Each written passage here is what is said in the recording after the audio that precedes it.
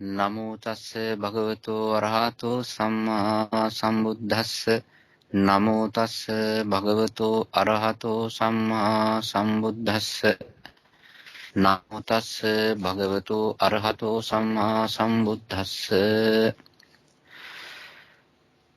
සමුද්දේසා විභාගාච සමුත්ථාන කලාපතෝ පවත්තිකමතු චේති පංචදානත් තත්ත සංඝහෝති. හොඳයි, සෑම දිනාටම තෙරුවන් සරණයි. සියලු ලෝක සත්වයා වෙනුවෙන් කරුණාවෙන් ධර්ම දේශනා කොට වදාළ අනන්ත අපරිමාණ ගුණ ඇති සර්වජ්‍ය සම්මා සම්බුදුරජාණන් වහන්සේට අපගේ নমස්කාරය වේවා. සියලුම සැඟවී තිබෙන්නා වූ ධර්මයන් උඩට මතකොට ලෝක සත්වයාට මේ ධර්ම හැටියට තේරුම් ගැනීමට අවබෝධ කර ගැනීමට මතු කර දැක්වා වූ සැඟවී තිබෙනා වූ ශක්තියින් එහි ලක්ෂණ හැටියට ඒ ලක්ෂණ වශයෙන් මතු කර ලෝකයාට පෙන්වුම් කොට වදාලා වූ දේශනා කොට වදාලා වූ සම්මා සම්බුදුරජාණන් වහන්සේට අපගේ নমස්කාරය වේවා. ඒ වගේම ඒ নমස්කාර කුසල චේතනාවන්ගේ ආනුභාව බලයෙන් සහ මේ පින්වත් හැමදෙනා මීට පෙර ආතුව සිදු කරගත්තා වූ සියලුම කුසල චේතනාවන්ගේ ආනුභාවයෙන් ඒවා විපාක හැටියට ඉදිරිපත් වෙලා මේ වෙලාවේ අද දවසේ කියා දෙන්නා වූ ධර්ම කාණ්ඩයේ ධර්ම කුට්ටාසය හැමදෙනාටම හොඳින් තේරුම් ගැනීමට ශක්තිය බලය උදා වේවා. ඒ වගේම දහම් ඇස පහළ වේවා, නුවණ ඇස පහළ වේවා. නුවණින් ධර්ම ඇසෙන් මේ කියලා දෙන්නා වූ සියල්ලක්ම හොඳින් වෙන්වෙන්ව තේරුම් අරගෙන වටහාගෙන සෑම දිනාටම ධර්මයේ ගැඹුරින් තේරුම් අරගෙන වටහාගෙන උතුම් වූ පරම ශාන්ත වූ පරම සූක්ෂම වූ පරම සිසිලස වූ ඒ ඒකාග්‍රතාවෙන් එහෙම නැත්නම් ඒක ලක්ෂණයෙන් යුක්ත වූ ඒ උතුම් වූ නිර්වාණ ධාතුව සුවසේ අවබෝධ කරගන්නට ලැබේවා කියලා මෛත්‍රියෙන් ආශිර්වාද කරමින් මේ අද දවසේ මේ ඉතිරිවලා තිබෙන රූප කාණ්ඩය අපි කතා කිරීමට ආරම්භ කරනවා. පසුගිය සතියේ අපි යම් මේ කියන්නේ රූප 28 නම් කිරීමක් හැටියට කරගෙන ගියා. ඒ රූප 28 නම් කිරීමක් හැටියට කරගෙන ගියා. ඉතින් අද මේ මම පොඩි ගාථාවක් ඉදිරිපත් කළා. ඒ අභිධර්ම සංග්‍රහය කියන ඒ දහම් ග්‍රන්ථයේ තිබෙන්නේ. දැන් මේ රූප ඉගෙන ගන්නකොට ඒවා මේ බුද්ධීස් වශයෙන් ඒ වගේම මුලින් දේශනා කිරීම වශයෙන් ඊළඟට ඒ වගේ ප්‍රභේද විභාග කිරීම වශයෙන් ඒවා ඇතිවෙන ආකාරය හේතු වශයෙන් ඊළඟට ඒ රූප තිබෙන කොට්ඨාස ගුලි කලාප වශයෙන් ඒ වගේම ඒවා පවතින ක්‍රම වශයෙන් කියලා විදි පහකට අපි දැනගන්න ඕනේ. ඒකට කියනවා සමුද්දේශ විභාගාච සමුත්ථාන කලාපතු පවත්තික්කමතු කියලා පස් විදිහකට අපි මේක දැනගන්න ඕනේ. ඉතින් ඒ පස් විදිහකට දැනගැනීමේදී අර සමුද්දේශ ක්‍රමයට එහෙම නැත්නම් ඉස්සර වෙලා ගිය සතිය අපි සිද්ධ කළේ. ඊළඟට ඒ වගේ තිබෙනවා මේ ඒ රූප අපි තේරුම් ගන්නකොට මේ රූප ඇත්ත වශයෙන්ම මේ අපි හිතන જાතියක් නෙවෙයි මේකේ තියෙන්නේ. දැන් මේ රූප හොඳටම මේ වගේ තිබෙන්නා වූ ස්වરૂප මේ රූප 28 තිබෙන අර අපේ සද්ධාවන්ත පින්වුතුන් අරමුණු කළා වගේම අපේ මේ මහත්මයලා කියන්න වගේම මේ ඉක්මනටම දේශනාව පාඩම ඉවර කරලා යන්න නැතුව මේකෙන් මේ කියන දේවල් වලින් මේ ගත කරන පැයක් දෙකක් විතර මේ ගත කරන ඊට වැඩි හරි ගත කරන මේ කාලයෙන් මේ කියන වචන වලින් මේ අපි හිතන හිතවිලි මේ ආරම්භ කරන ධර්ම ආරම්භන වලින් සම්පූර්ණ සාරය අපේ හිතවලට හොඳට ඇද ගන්න ඕන, උරා ගන්න ඕන. ඒකට කලබල වෙන්න හොඳ නැහැ. දැන් මේ මීමැස්සෙක් මලක වැහුවන් පස්සේ ඒ මීමැස්සා ඒ මලේ තිබෙන්නා වූ රොම් ටික කලබල කරන්නේ නැතුව එයා පාඩුවේ එහෙ මෙහෙ ඒ මල වටේ ගිහිල්ලා ඒ වගේම මලේ රේණු වලට පීඩාවක් මේ රේණු ගන්නේ මලට ඒ පීඩාවක් කරන්නේ නැතුව මල තලන්නේ නැතුව පෙති තලන්නේ නැතුව මල විනාශ කරන්නේ නැතුව සම්පූර්ණ ඒ මීමැස්සා ඒ මලේ ගැවසෙනවා. ගැවසිලා ඒකේ තිබෙනා වූ රස ටික රේණු ටික හොඳට අරගෙන හිමීට පියාඹල යනවා.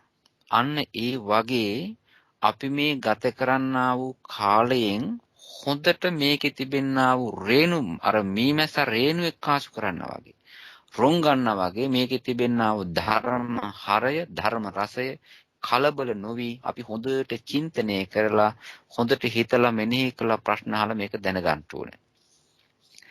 ඒ කටයුත්ත කිරීමේදී මේ අපිට මේ රූප කියන කාරණේ ඉදිරිපත් වුණානේ. දැන් මේ රූප කතාවනේ මේ කරගෙන යන්නේ.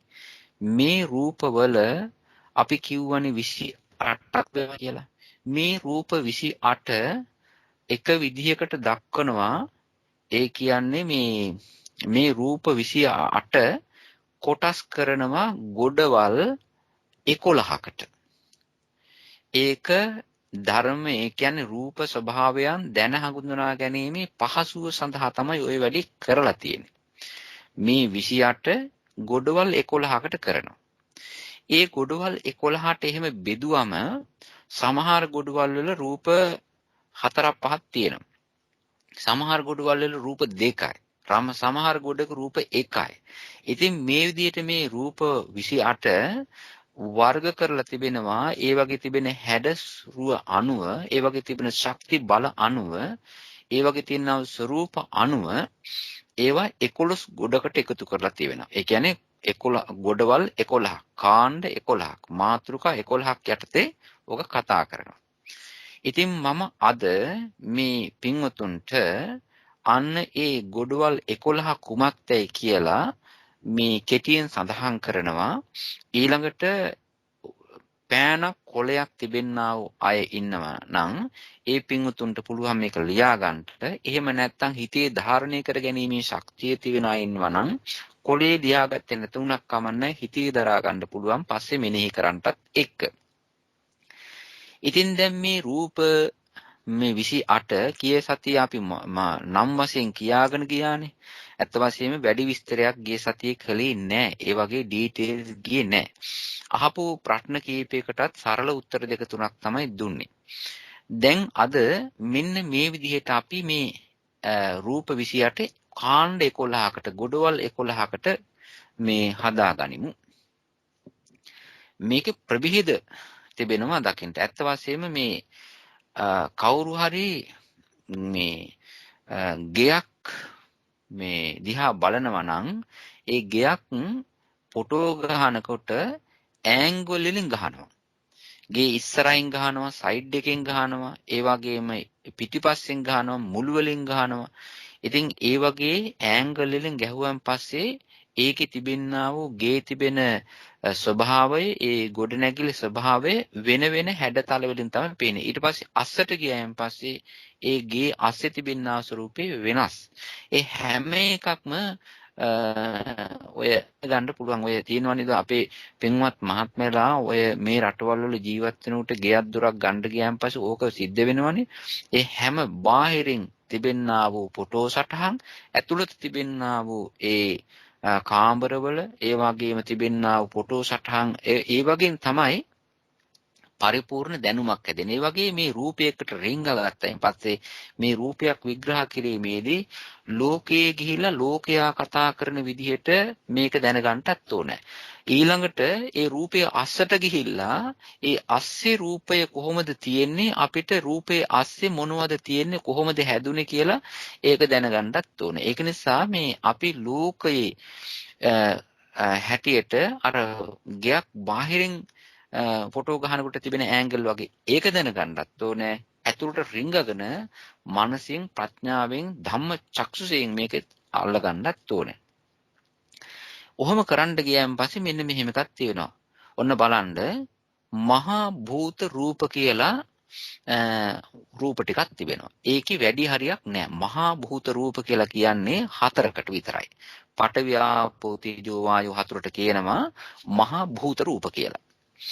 ඒවට සාමාන්‍යයෙන් ඒකේ තියෙන හැඩය බැලුවම පස්සේ බහුභූත රූප කියලා කිව්වත් කමක් නැහැ. ඕකේ තිබෙන්නා වූ මේ ඕකෙන් ඔය රූප වලින් මේ ලෝකයාට පෘතජ්ජනයාට වෙච්ච වින්නැහිය දිහා බලනකොට තමයි මේක මහා භූත හෙවත් බහුභූත රූප කියලා අපිට කතා කරන්න පුළුවන් වෙන්නේ. ඒක හින්දා තමයි මම ඔය මහා භූත දෙකට බහුභූත රූපත් කියලා එක්කාසු කරේ. ඊළඟට තිබෙනවා ප්‍රසාද රූප කියලා જાතියක්. මහා භූත රූප 4යි ප්‍රසාද රූප කියලා જાතියක් තියෙනවා. මේ ප්‍රසාද අපේ ජීවිතයේ තිබෙන චක්කු සෝත ගාන જીවහා කාය කියන මේ ප්‍රසාද. ඒ වගේ ප්‍රසාද රූප කාණ්ඩයක් තිබෙනවා. ඒකේ 5ක් තියෙනවා. ඊළඟට තිබෙනවා ඒ ප්‍රසාද වලට අහු වෙන්නා වූ ගොදුරු වන්නා වූ ඔබ්ජෙක්ටිව් රූප 5ක් තියෙනවා ටිකක් 4ක්. ඒ තමයි ඒකට ගෝචර රූප කියනවා, ආරම්මන කියලා කියනවා, රූප, ශබ්ද, ගන්ධ, රස. ඒ වගේම මේක තමයි ගෝචර රූප කියලා කියන්නේ. රූප, ශබ්ද, ගන්ධ, රස.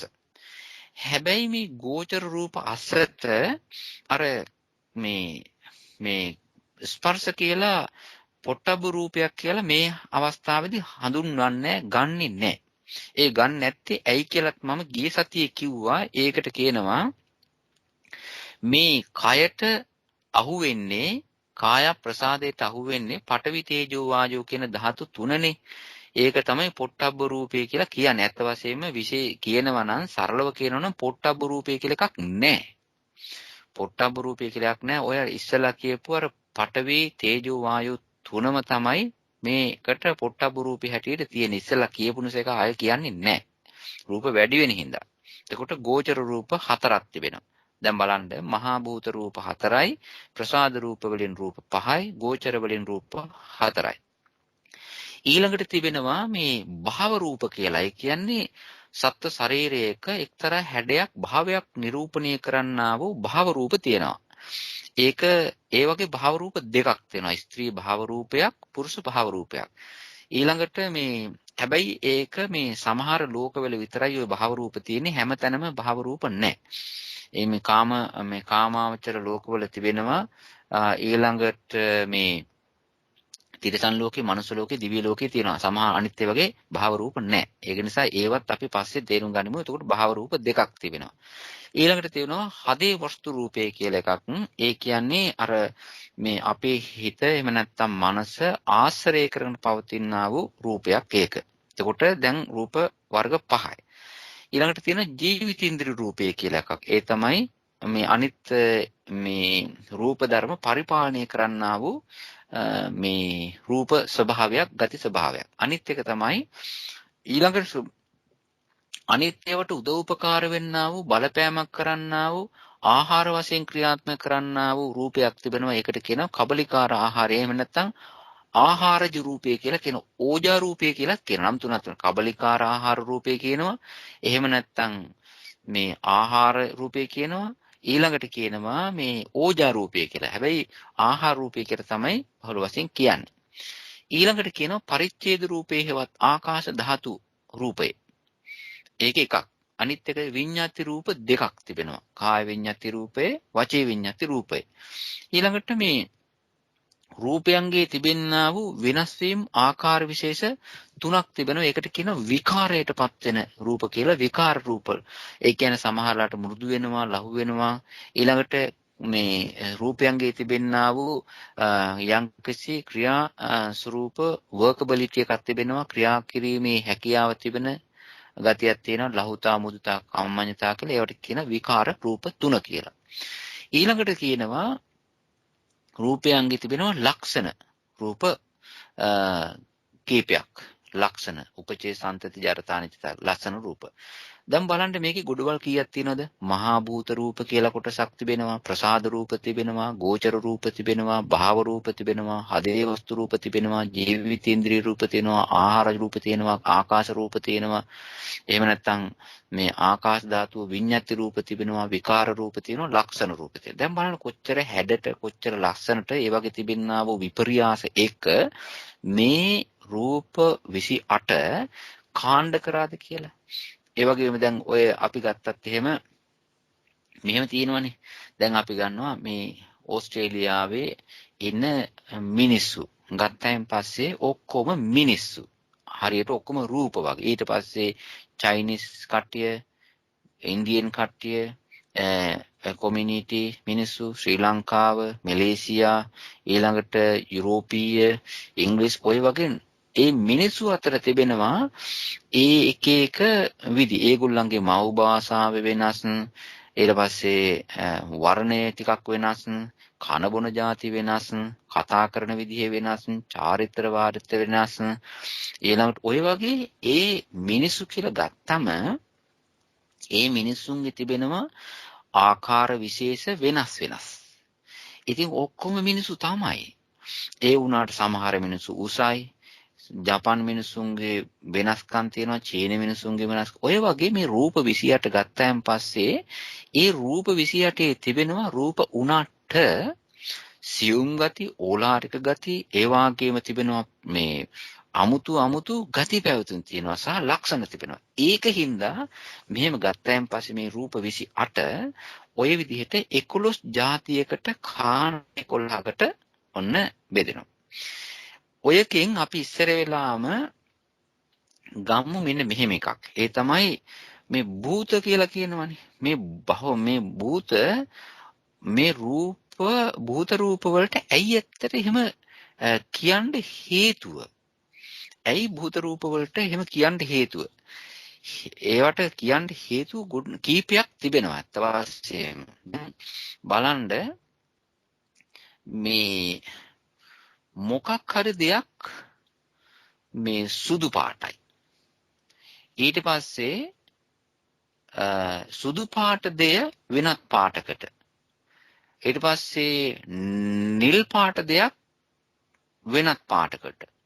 ගුරු පාට දෙයක් රතු පාට දෙයක් වෙනත් ආකාර විශේෂයකට පරිවර්තනය වෙන වෙනස් වෙන ගතියක් තිබෙනවා. ඒක නිසා වර්ණ වශයෙන් බැලුවෙන් පස්සේ මේ අමුතු ගතියක් තියෙනවා. ඔන්න හිතලා බලන්නකො මේ මුහුද නිල් පාටයිනේ.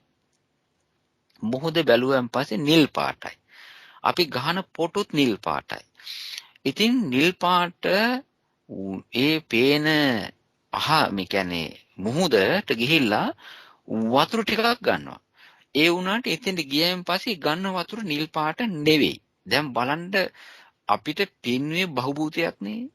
දැන් බලන්න කොච්චර අපි ගහන වීඩියෝ වල ෆොටෝ වල ඔක්කොම වදින්නේ නිල් පාටටනේ. නමුත් ඒ නිල් පාට තැනට ගිහිල්ලා අපි කකුල පොඩ්ඩක් තෙමුවෙන් පස්සේ අර පේන නිල් මොකක්වත් නැහැනේ.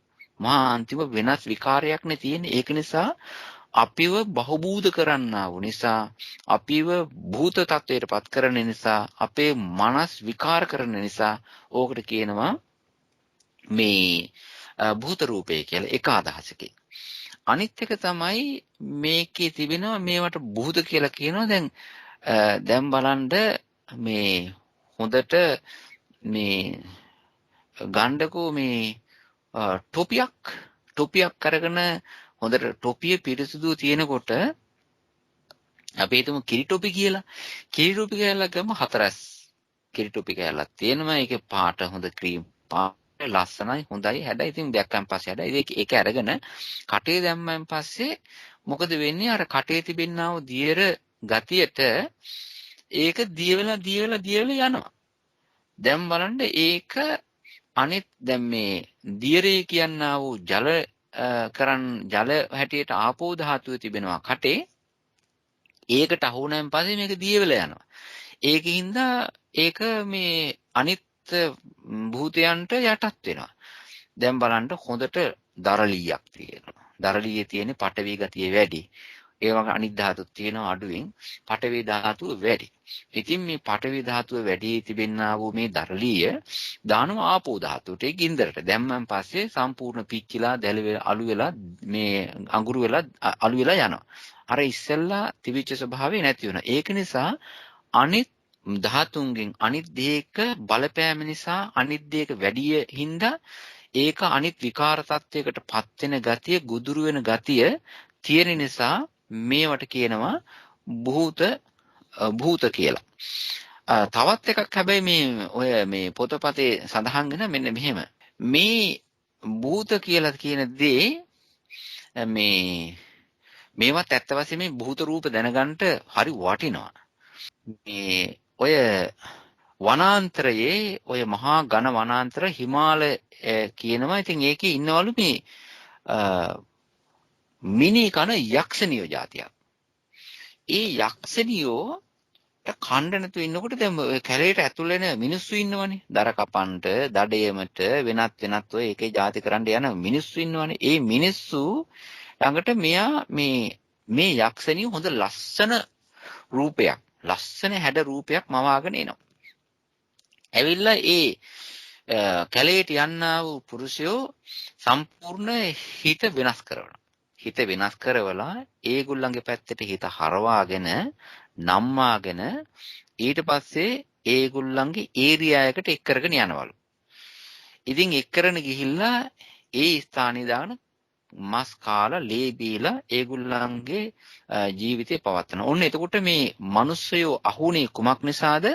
අර මේ යක්ෂණිය ආවා වෙනත් ස්වරූපයකින්. ඒක නිසා ඒ හරියට ඇත්ත වශයෙන්ම මේ භූතයන්ට අහු වුණා වගේ යක්ෂයන්ට. ඉතින් ඒ වගේ සතර මහා භූතයෝ මේ ලෝකේ ඉන්නා වූ ස්ත්‍රීන්ගෙත් පුරුෂයන්ගෙත් ළමයින්ගෙත් හැම එකිනාගේම සත්වයන්ගේ ඒක ස්වરૂප මවමම හිත විනාශ කරන නිසා ඒ වාගේ බන්ධ වෙන නිසා මේවට කියනවා භූත රූප කියලා. ඉතින් ওই විදිහට බැලුවෙන් පස්සේ මේ භූත කියන වචනය ඇවිල්ලා අනිත් එක බලන්න දැන් මේ මහා කන්ද විශාල ආකාශය ඒ වගේම පුළුල්ලු අවකාශය මහා සාගරය ඔය ඔක්කොම මහා කිය කතා කරන්නේ මේ වගේ තිබෙනා එක්තරා ආකාර විශේෂයක් නේ. ඒක නිසා මේවා මේ පොඩියට තිබෙනා වූ සුළුවට තිබෙන මේවා ලොකුණයින් පස්සේ ලොකුවට මහාවට පෙන්නන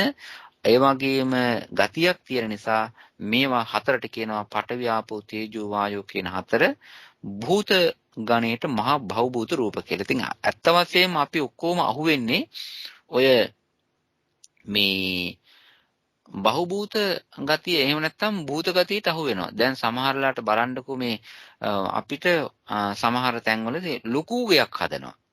ඉතින් ලොකු ගේ හදාගත්තන් පස්සේ මාන්නයත් ලොකුයි. ඉතින් ඒක නිසා ඒ මිනිස්යාගේ හිතට ඉතින් ලොකු ගේ කියලා කියන්නේ මොකද්ද? මේ පඨවි ආපෝ තේජෝ වායෝ ටිකක් ලොකුවට පේන්න පරාලයක් ක්‍රීපයක් කාමරයක් දෙකක් වහල් ගන්නවා ඇරෙන්න ඊට වඩා දෙයක් නැහැනේ. ඒක නිසා මේ මිනිස්යාව පිනවන මිනිස්යාව යට කරන මිනිස්යාට මේ මහාවට යන්යන් දේවල් පෙන්눔 කරන්ට ඉදිරිපත් වෙන දේවල් නිසා මේවට කියනවා මහා භූත කියලා. ඉතින් ඔන්න බලන්න පළවෙනි කාණ්ඩය. ওই වගේ ස්වභාවයක් තිබෙනවා. අනිත් එක තමයි දැන් අපි 11ක් දැනගන්න ඉපායි. දැන් මේ 28 11ක් දැනගන්න ප්‍රසාද රූප ගෝචර මහා භූත ප්‍රසාද ගෝචර රූප භාව රූප හදේ රූප ජීවිතේන්ද්‍රිය රූප ආහාර රූප ආකාශ රූප විඤ්ඤාති රූප දෙක ඊළඟට විකාර රූප හැටියට ආලක්ෂණ රූප හැටියට ඊළඟට දැන් පට මේ ලක්ෂණ කිව්වා. ඊළඟට මේ අපි මේ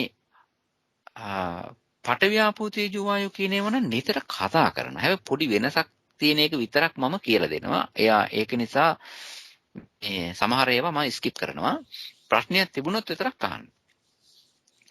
දැන් පඨවි ධාතුව ගත්තයින් පස්සේ මේ පඨවි ස්වභාවයේ ආපෝ ස්වභාවයේ තේජෝ වායු ස්වභාවයේ තිබෙනවා. ඇත්ත වශයෙන්ම මේ අපි කතා කරනවා විදි හතරකට. විදි හතරකට කතා කරන මෙන්න මේ විදිහට. දැන් බාහිර ලෝකයේ තිබෙන්නා වූ උස්වට ලොකුවට පේන්නා වූ කඳු ගස් ගල් පර්වත ආදී දේවල් ඒවා ලොකුවට තියෙන නිසා අපි ඒවට කියනවා සසම්භාර රූපය කියලා. ලොකුවට මිශ්‍ර වෙලා ඔය මේ ඉදිරිපත් වෙලා පේන්නා දේවල්ට කියනවා සසම්භාර පඨවි කියලා. සසම්භාර පඨවි රූපය. සසම්භාර පඨවි ධාතුව. ඊළඟට ඔය එකක්. ඊළඟට තිබෙනවා මේ අපේ ධ්‍යාන මාර්ග ධ්‍යාන එහෙම උපදවා ගන්නට ඔය තියෙනවනේ උපදවා ගන්නට ගියයන් පස්සේ අපිට තිබෙනවා මේ කසින වැඩිල්ලක් තියෙනවා. පඨවි කසින, ආපෝ කසින, තේජෝ කසින, වායෝ කසින කියලා. ඊට පස්සේ වර්ණ කසින තිබෙනවා. ඒවා වඩන්ට යනවා. ඒ වඩන්ට යනකොට සමත භාවනාවක් හැටියට ගැනීමේදී අපිට එකක් අවශ්‍යයි මේ හිත රඳවන්න. ඒ හිත රඳවන්නට සම්මත වශයෙන් ගන්නා වූ සහ මේ එහෙම නැත්නම් සම්මත වශයෙන් මේ පඨවි කියලා හිත එල්ලන්ට හිත බඳින්ට භාවනාවට අරමුණු කිරීම වශයෙන් ගන්නා වූ ඒ පඨවියට කියනවා අරමුණු කරන්නා වූ පඨවිය කියලා. තව එකක් තිබෙනවා මේ අද විදර්ශනාවට ගන්නකොට ගන්නවා ලක්ෂණ ස්වභාවය. ලක්ෂණ පඨවිය. ඊළඟට ආරම්මන පඨවිය කියලා එකක් තියෙනවා. සසම්භාර පඨවි ධාතු පඨවිය ආරම්මන කිරීමේ භාවනාවට ගන්න ආරම්මන පඨවිය ඊළඟට කියනවා මේ භාවනාවේම කරගෙන ඔය සමහර දෙවි දේවතාවෝ මේ එහෙම නැත්නම් විශේෂ බ්‍රහ්ම ලෝකේ උපදිනවා පඨවි කසින අනුභව බලෙන් බ්‍රහ්මයෝ උපදිනවා බ්‍රහ්ම ලෝකේ. ඒ බ්‍රහ්මයන්ට කියනවා ඒගොල්ලෝ ආපු තාලේ අල්ලගෙන කියනවා මේ පඨවි දේවතාවෝ කියලා. පඨවි බ්‍රහ්මයෝ කියලා. ඒ කියන්නේ දැන් අපි කියමුකෝ මේ මොනවා හරි දැන් වඩු කර්මාන්තේ කරලා ජීවත් වෙන්නා වූ කෙනෙක් ඉන්නවා නම් එයාට කියන වඩුවා කියලා. වඩු වොන්ට ගල් වඩුව කියනවා. රියදුරු වැඩේ කරලා වාහන පදවල එයාට ඩ්‍රයිවර් කියනවා. අන්න ඒ වගේ කරන්නා වූ ක්‍රියාවට අල්ලගෙන සම්මතේ නමක් දෙනවනේ. ඒ වගේ බ්‍රහ්ම ලෝකයට ගිය එක්කෙනා මොකෙන්ද ආවේ? මොන ආරම්මණයෙන් ආවේ පඨවි කියනා වූ භාවනා ආරම්මණය නිසා ඒගොල්ලෝ උප්පත්ති වශයෙන් එහෙට ගිය නිසා ඒගොල්ලන්ට කියනවා පඨවි දෙවියෝ කියලා. පඨවි බ්‍රහ්මයෝ කියලා නමක් සඳහන් කරනවා. ඉතින් බ්‍රහ්මයන්ගේ නික්නාගේම අරමුණු එක හා සමාන නැහැ. සමහර අය පඨවි, සමහර අය තේජෝ, සමහර අය ආපෝ, සමහර අය වායෝ ඔය විදිහටයි. ඔය මේ ඉතින් බැලුවන් පස්සේ ඔය වගේ සම්මතයකටත් කියනවා. අනිත් එක තමයි මේ දැන් ඔය තිබෙන්නා වූ සෑම දෙයක් අස්සෙම තියෙනවනේ යම්කිසි පඨවි ගතියක්, පඨවි ලක්ෂණයක්, පඨවි ස්වરૂපයක්, කර්කස හෝ ගොරෝසු ආන්න ඒක විදර්ශනාවටත් ගන්නවා, අරමුණක් කරනවා වගේම ඒකට කියනවා ලක්ෂණ පඨවි කියලා. දැන් බලන්න පඨවි ධාතුව කීයකට බෙදෙනවද කියලා සසම්භාර පඨවි කියනවා, ආරම්මන පඨවි කියනවා, ඒ වගේම බ්‍රහ්ම ලෝකයේ දෙවියන් උප්පත්ති වශයෙන් සම්මත පඨවි කියනවා. ඊළඟට ඒකේ තියෙන ලක්ෂණය අරගෙන ලක්ෂණ පඨවි කියනවා. ඊළඟට ඔය වගේම ආපෝ පැත්තට ගියාන් පස්සෙත් ආපෝ එකේ තියෙනවා ගංගාවල්, ලිං, පොකුණු, මහා මූද, මහා සාගරය, මහා ගොඩාක් ජල ඒ තිබෙන්නා වූ එක්කාසු වෙච්ච තැන් අල්ලගෙන කියනවා ඔන්න මේ ජල ගඟ සාගරය ඒවට කියනවා සසම්භාර ආපෝ. ඒ තමයි සසම්භාරව. ලොකුවට පේන්නා වූ ආපෝව. ඊළඟට ඒ වගේම අර මුලින් කිව්වා වගේම ධ්‍යාන භාවනා කරන්නට ගන්නා වූ භාවනාවට ගන්න ආරම්මණයට කියනවා ආරම්මන ආපෝ ධාතුව කියලා. ආරම්මන ආපෝ ඊළඟට ඒ ආපෝ ආරම්මණය අරගෙන බ්‍රහ්ම ලෝකයේ උපන්නා වූ බ්‍රහ්මයන්ට කියනවා සම්මතයක් තිබෙනවා ආපෝ එකකින් ආපු දෙවියෝ. එහෙම නැත්නම් බ්‍රහ්මයෝ කියලා. ඒ නිසා ඒකට කියනවා සම්මත ආපෝ කියලා. ඊළඟට කියනවා ආපෝ ධාතු ලක්ෂණය කියන එක ආපෝ ධාතුවේ තිබෙනා ලක්ෂණය අල්ලගෙන කියනවා ලක්ෂණ මේ ආපෝ ධාතුව කියලා. දැන් බලන්න ඒකෙත් තිබෙනවා ආකාර විශේෂ 4ක්. ওই විදිහම තමයි මේ තේජස් මේ තේජෝ කියලා. සසම්භාර තේජෝ, ආරම්මන තේජෝ, සම්මත තේජෝ, ලක්ෂණ තේජෝ. ඒ කියන්නේ මහ විශාල ගින්දර ලෝදිය වගේ තිබෙන ගින්දර, ගිනි මැල ඕක සසම්භාර තේජෝ ධාතුවයි. ඊළඟට තේජෝ ධාතුව හැටියට ගන්නා වූ මේ අරමුණ හැටියට ගන්නා වූ ඒ අරමුණ ආරම්මන තේජෝ ධාතුවයි. ඊළඟට ඒ තේජෝ ධාතු භාවනා බලෙන් බ්‍රහ්ම ලෝකෙ උපදින්නා වූ අයට සම්මත කරගන්නවා තේජෝ දෙවියෝ තේජෝ බ්‍රහ්මයෝ කියලා. ඒකට කියනවා සම්මත තේජෝ ධාතු. එහෙම ඇත්ත වශයෙන්ම ඒක එහි තියෙන නමක්. ඊළඟට මේ කියනවා ඒ ලක්ෂණයක්. ඒක විදර්ශනාවට ගන්නවා ලක්ෂණයක්. ඒ තමයි තේජෝ ලක්ෂණය, ධන ලක්ෂණය, පුච්චන ගතිය, ධන ගතිය, රස්නේ ගතිය, සීතල ගතිය. මේකට කියනවා ලක්ෂණ තේජෝ ධාතුව කියලා. දැන් එතකොට බලන්න පඨවි එකේ තිබෙන ආකාර හතරක්, තේජෝ වායෝ එකේ මේ ආපෝ එකේ තියෙන ආකාර හතරක්, තේජෝ එකේ තියෙන ආකාර හතරක්. ඒ වගේම තිබෙනවා වායෝ ධාතුවේ තියෙනවා ආරම්මන වායුව, මේ සසම්බාර වායුව, ආරම්මන වායුව, සම්මත වායුව සහ ලක්ෂණ වායුව කියලා. ওই විදිහට අර මේ ඉස්සෙල්ලා කියපු හැටියට මේක හිතා ගන්න පුළුවන්. දැන් මේ කියන්නා වූ මේ ලක්ෂණ එහෙම නැත්නම් මේ ආකාර ස්වરૂප වලට එහෙම නැත්නම් ධාතු වලට තනියෙන් ඉන්න බෑ. තනියෙන් කවදාකවත්ම ඉන්න බෑ. මේ හතර දෙනා එකට බැඳිලා අඩුවෙන් හෝ වැඩියෙන් දැන් බලන්න මේ සමහර රටවල් වල හැම රටකින්ම දැන් ඔයම ගත්තාන් පස්සේ නවසීලන්තෙත් ඕස්ට්‍රේලියාවෙත් හැම රටකින්ම වගේ මිනිස්සු ඇවිල්ලා ඉන්නවා. හැබැයි වැඩියෙන් මිනිස්සු ඉන්නවා. ඊළඟට සමහර රටවල් වලින් ඇවිල්ලා ඉන්නේ සාමාන්‍ය 10-15 දෙනයි. නමුත් ඒගොල්ලොත් මේක අස්සේ ඉන්නවා. එහෙන් බැලුවම පස්සේ ඔක්කොම එකට තියෙනවා. හැබැයි කතා කරන තරම් වැඩි හරියක් නැහැ. ඒක නිසා ඒ වගේම බැලුවම දැන් මේ සමහර ද්‍රව්‍ය වල පඨවි වැඩි, සමහර ඒ වගේ තේජෝ වැඩි, සමහර ඒ වගේ වායු වැඩි, සමහර ඒ වගේ ආපෝ වැඩි, පඨවි එහෙම නැත්නම් සමහර ඒ වගේ දෙකක් වැඩි, සමහර ඒ වගේ දෙයක් ලක්ෂණේ අඩුයි. ඔය විදිහට බැලුවන් පස්සේ ඕක අපි හිතුව මෙහෙම අරගෙන එකක තියෙනවා පඨවි 102යි. ඊළඟට තේජෝ 103යි. ඊළඟට වායෝ සහ ආපෝ ඒවා අනිත් ඒවා වැඩියෙන් තියෙනවා. 160ක් විතර වායෝ තිබෙනවා. ඊළඟට ඉතිරි ටික මේ ආපෝ. සමහර වෙලාවට තියෙනවා වායෝ 125යි. ඊළඟට තේජෝ ඇවිල්ලා 150යි. ඊළඟට අනිත් දෙක ඊළඟට බෙදෙනවා. ඔය විදිහට බැලුවෙන් පස්සේ මේ පඨවි ස්වභාව, පඨවි ප්‍රමාණය අඩු වැඩි වෙනවා, තේජෝ ප්‍රමාණය අඩු වැඩි වෙනවා, වායෝ ප්‍රමාණය අඩු වැඩි වෙනවා, ඊළඟට ආපෝ ප්‍රමාණය අඩු වැඩි වෙනවා. ඔයවා ඔහොම බැලුවම මෙන්න මේ හේතු කාරණා නිසා තමයි මේ ලෝකයේ ගොඩාක් දේවල් එක එක හැදගන්නේ. ඊළඟට එක එක සමහර ඒවා දියාරුයි, සමහර ඒවා බුරුල්, සමහර ඒවා තදයි, සමහර ඒවා ඊටත් වඩා තදයි, ගල් ගොඩක් තදයි, ඊළඟට පස් ටිකක් බුරුල්, ඊට පස්සේ මේ දෙකට මැද්ද හැවි තව යන ඒවා තිබෙනවා. රත්තරන් ගත්තන් පස්සේ හරිම හයියයි.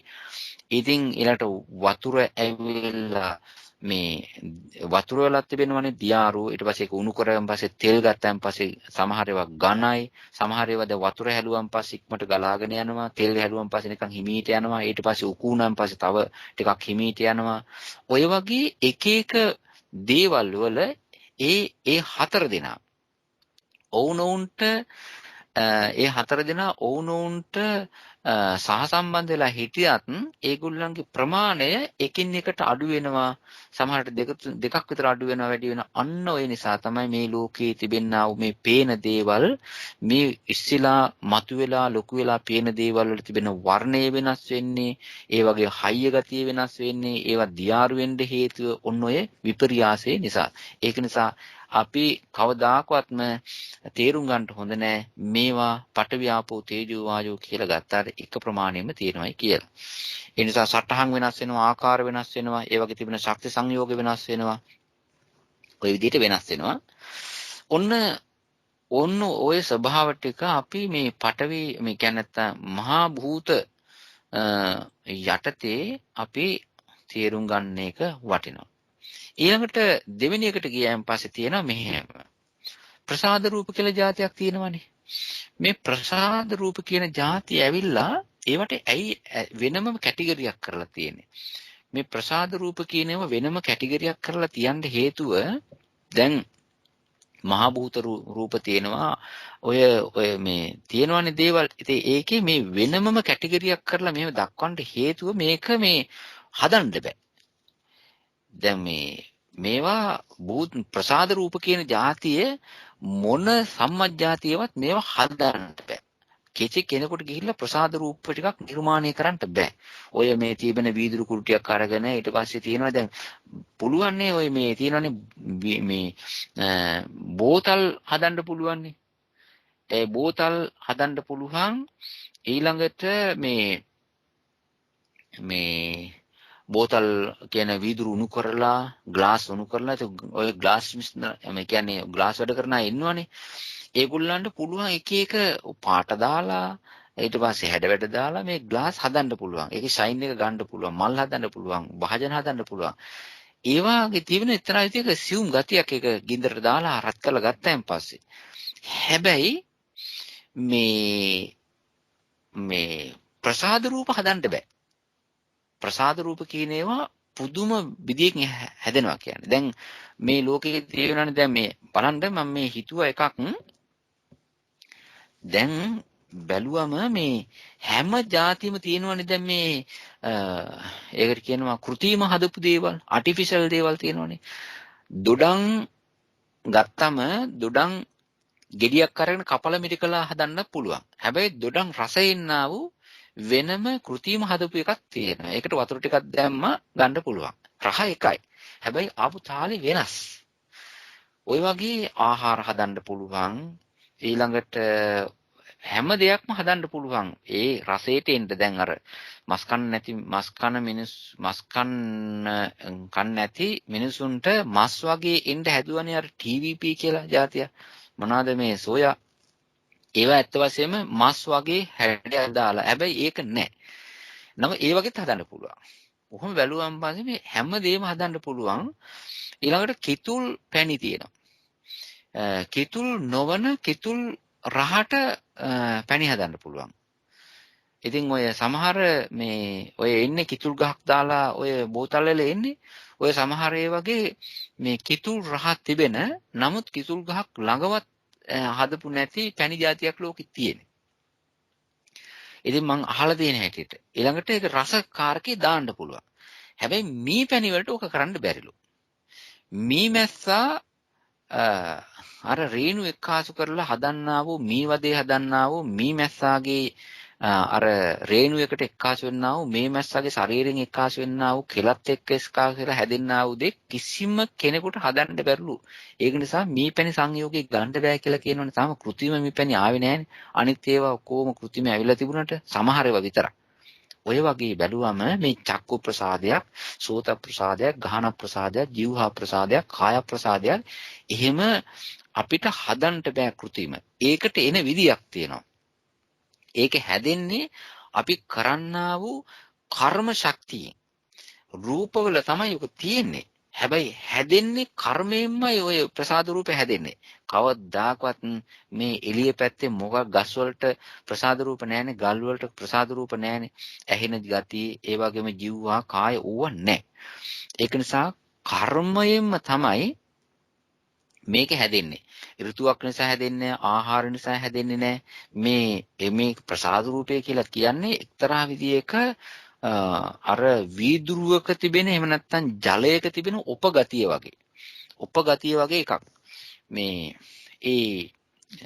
අපි හිතමු දැන් තියෙනවනේ ක්‍රීම් එකක් වගේ එකක් ගැහුවම පස්සේ ඒකේ උඩ තියෙනවනේ යම්කිසි ලේයර් එකක්. අන්නේ ඒ වගේ උප ස්වභාවයක් ඒ වගේම ඔකේ තියෙන්නේ. ඒක කර්මයෙන් හැදෙනවා. ඇරෙන්න වෙන කිසිම දෙයකින් ඕක නිස්පාදනය වෙන්නේ නැහැ. සත්ව ශරීරයක පමණයි ප්‍රසාද රූප පිහිටන්නේ. වෙන කිසිම ගහක ගොලක මොකවත් නෝක නැහැ. ඒක නිසා ওই විදිහට ප්‍රසාද රූප තිබෙනවා පහක්. ඊළඟට මේ තව තිබෙනවා මෙහෙම එකක්. දැන් ඕක දිහා බලාගෙන යනකොට අපි දැනගන්න ඕනේ ඔය චක්කු ප්‍රසාදය කියලා එකක් තියෙනවනේ. ඒ චක්කු ප්‍රසාදය ඇත්තටම ඕක කොහොමද ගැට ගැහිලා තියෙන්නේ කියලා. ඕක නිකම්ම එනවද? නෑ. මෙන්න මෙහෙම එකක් තියෙනවා. මේ ඔය සසම්බාර කතාව මෙතෙන්දක් තියෙනවා. සසම්බාර කියලා කියන්නේ ඇස් ගුලිය. අර අපේ මේ ඇහි ඔය ලොකු වලක් වගේ හිලක් වගේ තිබෙන එකේ තිබෙන්නා වූ මස් ගුලිය ඇවිල්ලා ඇහැනේ. ඕකටනේ අපේ වෛද්‍යවරු වෙදකම් කරන්නේ. ඇස් අමාරු ඊට පස්සේ ප්‍රෙෂර් එක වැඩි අරවා මේවා කිය. හැබැයි ප්‍රසාදය ගැන කතා කරන්න බෑ. ඒගොල්ලෝ කරන්නේ ඒ චක්කු ප්‍රසාද ගතිය එහෙමම තියෙන තැන ආරක්ෂා කරලා දෙන සසම්භාර චක්ෂුවට වෙදකම් කරනවා ඇරෙන්න ප්‍රසාද චක්ෂුවට වෙදකම් කරන්න අමාරුයි. කරන්නේ ප්‍රසාද චක්ෂුසය එතන රැඳෙන්න සසම්භාර චක්ෂුව ආරක්ෂා කරලා දෙනවා එක එක බෙහෙත් ක්‍රම කරලා. සහ ඒකට අවශ්‍ය කරන්නා වූ රූප පිටින් බෙහෙත් හැටියට ධම්මලා. ඊළඟට මේ මොකද්ද චක්කු ප්‍රසාදේ හැදෙන්නේ මෙන්න මෙහෙම එකකින්. මේක ඉස්සරහා කියනවා. නමුත් මම මේ වෙලාවේදී කෙටියෙන් සඳහන් කරලා තියන්නම්. පඨවි ආපෝ තේජෝ වායෝ නැතුව මේකක් හැදෙන්නේ නැහැ. ඊළඟට පඨවි තිබෙන්න ඕන, ආපෝ තියෙන්න ඕන, තේජෝ තියෙන්න ඕන, වර්ණය තිබෙන්න ඕන, ගන්ධය තිබෙන්න ඕන, රසය, ඕජා කියන මේ ಜಾති 8 තියෙන්න ඕන. මේ ಜಾති 8 එක තියෙන්න ඕන මේ ඒ කියන්නේ භූත රූප 4ක් තියෙනවා. පඨවි ආපෝ තේජෝ වායෝ ඊළඟට උපාදාය 4ක් තියෙනවා. වර්ණයක්, ගන්ධයක්, රසය, ඕජාව කියලා මේ 8 දෙනාට එක්කාසු වෙනවා ඔන්න ඔය ප්‍රසාදය. හැබැයි ඒ ප්‍රසාදය දැන් ඔය ප්‍රසාද රූපය උපගතිය හැදෙන්නේ ඔය 8 දෙනා මැද. ඔය 8 දෙනා ආශ්‍රය කරගෙන තමයි ඔය උපගතිය හැදෙන්නේ. එතකොට චක්කු ප්‍රසාදයේ ඇවිල්ලා 9නේ. දැන් බලන්න ආවා පඨවි තියෙනවා එතන, ආපෝ තියෙනවා, තේජෝ තියෙනවා, වායෝ තිබෙනවා රූප වශයෙන්. ඊළඟට ඒකේ වර්ණයක් තිබෙනවා, ගන්ධයක් තිබෙනවා, රසයක් තිබෙනවා, ඕජාවක් තිබෙනවා. එතකොට මේවා මේ 8 ඊළඟට අර ඒ 8 මැද හිටිනවා ඒ 8 ආධාර කරගෙන හිටිනවා මේ චක්කු ප්‍රසාද රූපය. ඒ 9 දෙනා නිකන් ඉන්න බෑනේ. ඒ 9 දෙනා රැකෙන්න ඕන. ඒ 9 දෙනා ජීවත් වෙන්න ඕන. ඒ 9 දෙනා ආරක්ෂා වෙන්න ඕන. උපන්නා ඒ ඇහැ චක්කු ප්‍රසාදේ කවදා හරි හටගත්තාද? කවදා හරි හැදුනද? මේ ශරීරයේ කොතන හරි.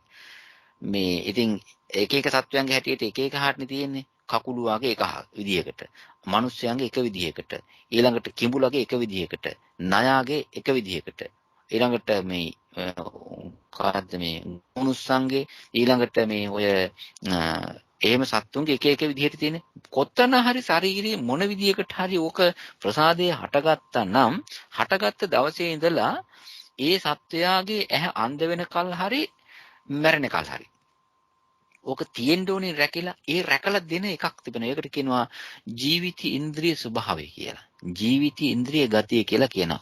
ඔන්න ඔය ජීවිත ඉන්ද්‍රියෙන් තමයි අර මේ ඒ චක්කු ප්‍රසාදය ආරක්ෂා කරවල අනිත් 9 දෙනාම ආරක්ෂා කරවල දෙන චක්කු ප්‍රසාදයත් එක්ක.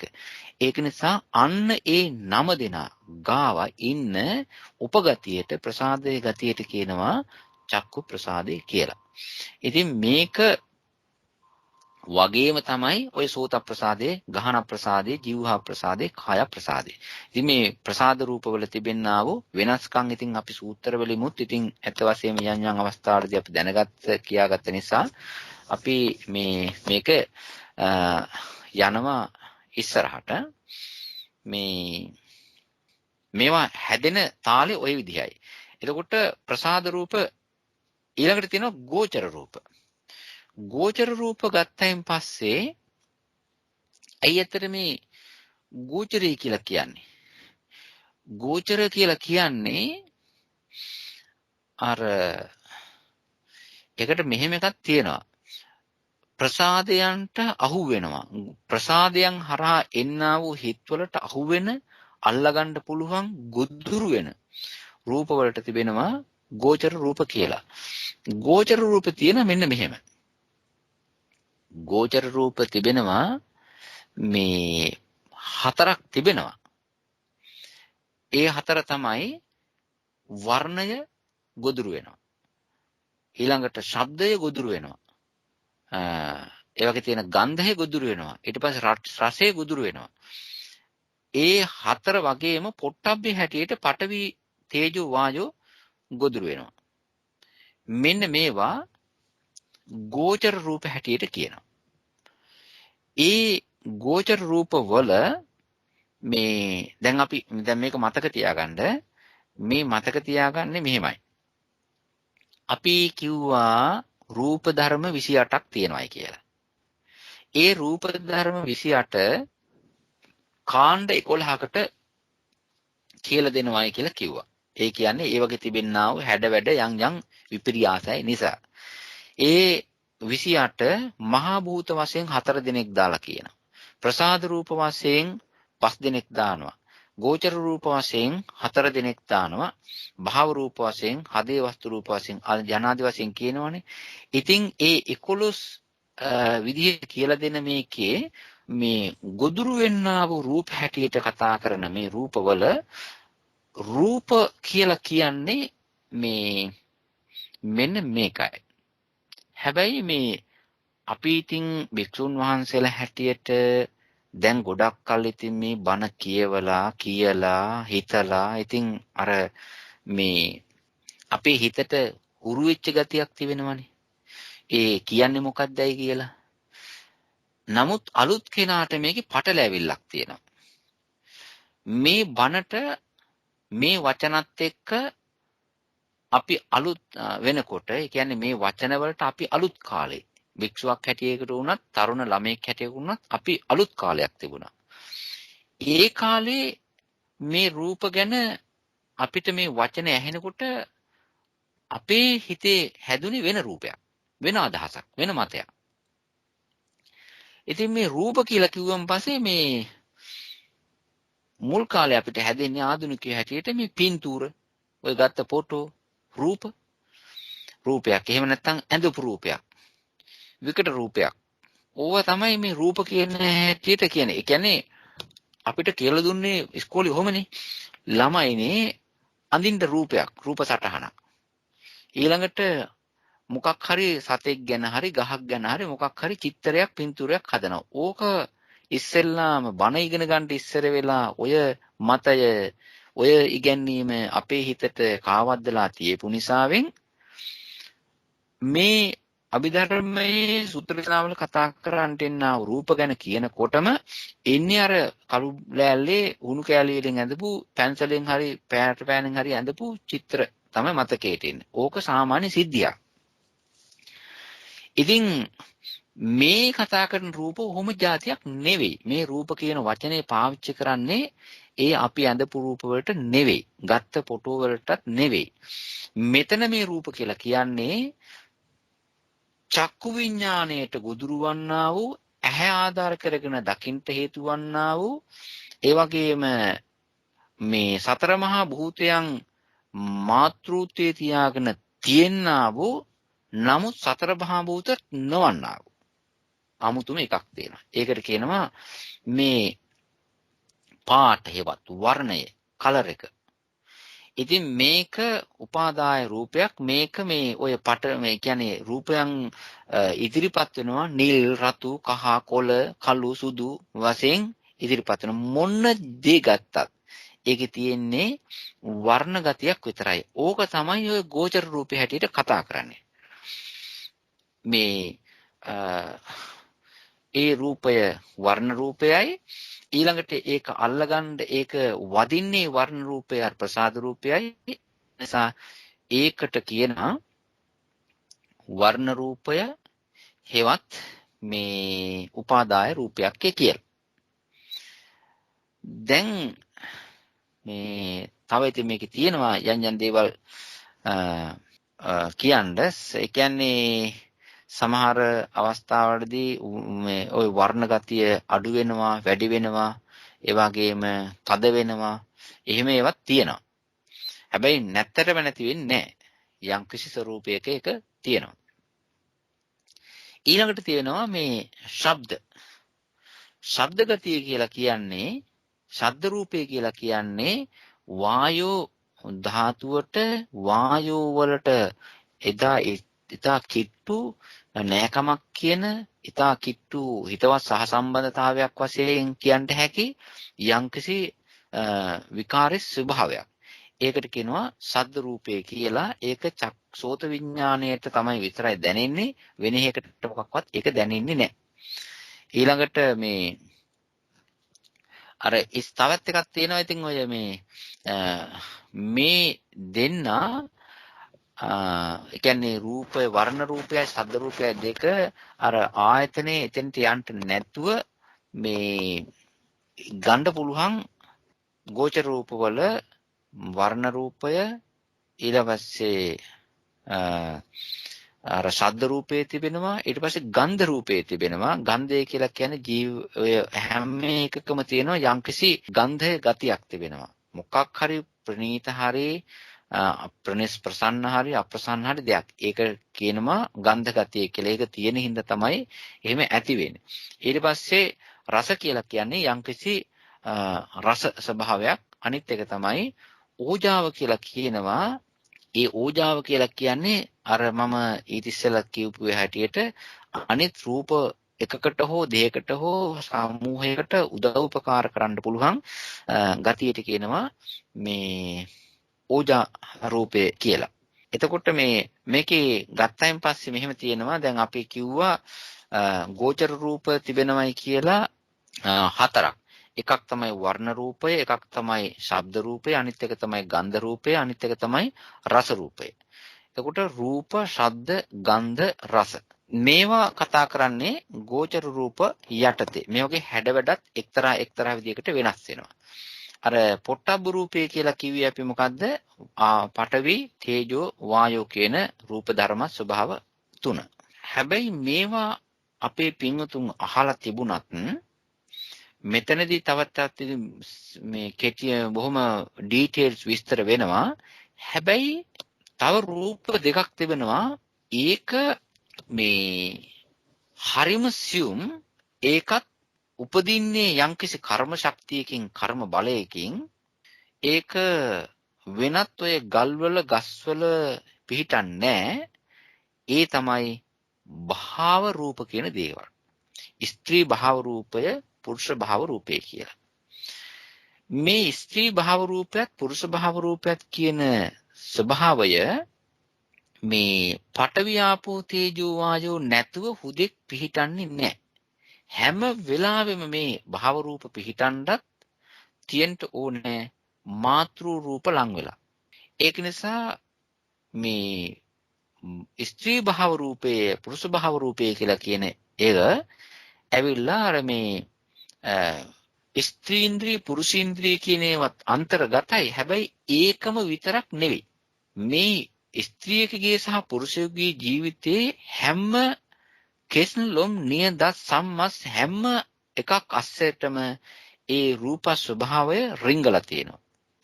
ඒක නිසා තමයි අපිට ඔය කෙනෙක් කතා කරනකොට ස්ත්‍රියක් කතා කරනකොට මේ කතා කරේ ස්ත්‍රියක් කියලා තේරුම් ගන්න පුළුවන්කම තියෙන මේ තියෙන පුරුෂයෙක් කතා කරපු පුරුෂ හඬක් කියන එක තේරුම් ගන්න පුළුවන්කම තියෙන්නේ ඔය ස්ත්‍රී රූප එහෙම නැත්නම් ස්ත්‍රී භාව රූප ඔය සද්ද නිකුත් කරන තැන්වල ඉඳන් කටේ හැමතැනම ගිලගෙන බැහැගෙන තියෙන නිසායි. ඒ වගේම තමයි මේ අපි හිතමු දැන් ස්ත්‍රියක් පුරුෂයෙක් ගමන් කරනවායි කියලා. යනකොට ඒ ස්ත්‍රිය යන ලතාවට නෙවෙයි යන්නේ. පුරුෂයා යන විදියට නෙවෙයි ස්ත්‍රිය යන්නේ. ඒ දෙන්නට ආවේනික යම්කිසි මේ ඒ කඳ ඒ ශරීරයේ ගෙන යන්න පුළුවන් විදිය 아무තු හැඩතලයකුත් ඕකට වදිනවා. ඕකත් ඇවිල්ලා එක්තරා විදිහක ආකාර විශේෂයක්. ඊළඟට මේ ස්ත්‍රියක් හිතන විදියත් ඒ වගේම ස්ත්‍රී ශරීරයට ගැළපෙන්න හිතන පුරුෂ ශරීරයට ගැළපෙන්න හිතන විදියත් ඒවත් ආකල්ප වුණත් වෙනස් වෙනවා.